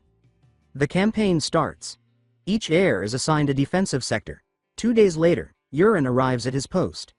Before a castle gate, he orders it opened and introduces himself. A wall steward named Hans greets him, then falters as he sees the tiny force behind Yuren. He asks hesitantly whether this is truly everyone. Yuren tilts his head innocently and asks why. Hans explains nervously that hundreds of Valaks attack every year, and that such numbers are impossible to hold back with so few troops. Sweat beads on his face as he asks one final time whether reinforcements are still coming. The steward explains grimly that within days the entire coastline will be flooded with marine monsters like Bolaks. He warns that their sheer numbers could overwhelm the walls and gates if they advance together. He insists that the only option is to push beyond the walls and thin them out early, then panics and blurts out that with only 5 knights, stopping them is impossible. The young lord remains silent, his expression unreadable, answering only with a long pause. The steward suddenly shouts that it is not 5 people after all. Still sweating, he hurriedly apologizes and trails off in confusion. The young lord smiles calmly and gestures to the side, explaining that the man standing there is the marquise's butler sent to observe him, and also his own butler. The orange-haired attendant forces out an awkward laugh. The young lord then states plainly that his only knights are the 2 behind him, Aaron and Clyde, and adds that what matters is what comes next. He points directly at Clyde and says that Clyde alone will handle the fighting, so there is no need to worry. Clyde flinches and stammers in disbelief, asking if he heard correctly and how that is even possible. Dread tightens his face as he wonders how he could manage that alone. The young lord steps forward and grips Clyde's shoulder with heavy emphasis, calling his name and telling him to trust him. He states that Clyde possesses dormant potential and declares with dangerous certainty that the power is there and will be drawn out now. He proclaims that the time has come to awaken the berserker within him. At the fortress, the young lord calls for Hans and requests 2 training swords. On the shoreline below the walls, he lays out the schedule, stating that until the monsters arrive, Aaron and Clyde will spar continuously throughout the day. He orders them to fight once, rest for an hour, then repeat, and asks if that is understood. He stops Aaron briefly and says he has something to ask before she begins. Aaron responds obediently. He asks how sparring with Clyde usually goes. After a moment, she admits honestly that she wins without much difficulty. The young lord's smile sharpens as he says that means she has been holding back. Aaron falls silent. He explains that until now there was no reason to go all out, but from this match onward, she must use 100% of her strength and crush Clyde completely. Aaron blurts out her surprise, but the young lord continues, instructing her to beat him so badly that he feels the gap carved into his bones. He says it is fine if she beats him to a pulp, because this is how Clyde's potential will surface. He tells her again to trust him. On the beach, Aaron and Clyde face each other with training swords. Clyde roars for her to prepare herself and charges forward, aura raging violently around him. Watching from above, the young lord murmurs in mild surprise, wondering since when Clyde became so skilled at controlling his aura. Clyde attacks first, heat and pressure spiraling around his swing. Aaron meets him head-on, then slips past the strike at the last instant. Her blade flashes, and she cuts cleanly across his flank in a single line. Clyde chokes and buckles, coughing as the blow drops him to one knee. Aaron steadies herself with a strained breath as Clyde admits defeat in a broken voice. From the wall, the young lord watches with a drink in hand and murmurs that the sight gives him goosebumps. His gaze fixes on Aaron as he notes that her abilities are absurdly high. A status window confirms her traits, and he realizes her clear mirror, still water, has risen far more than he expected.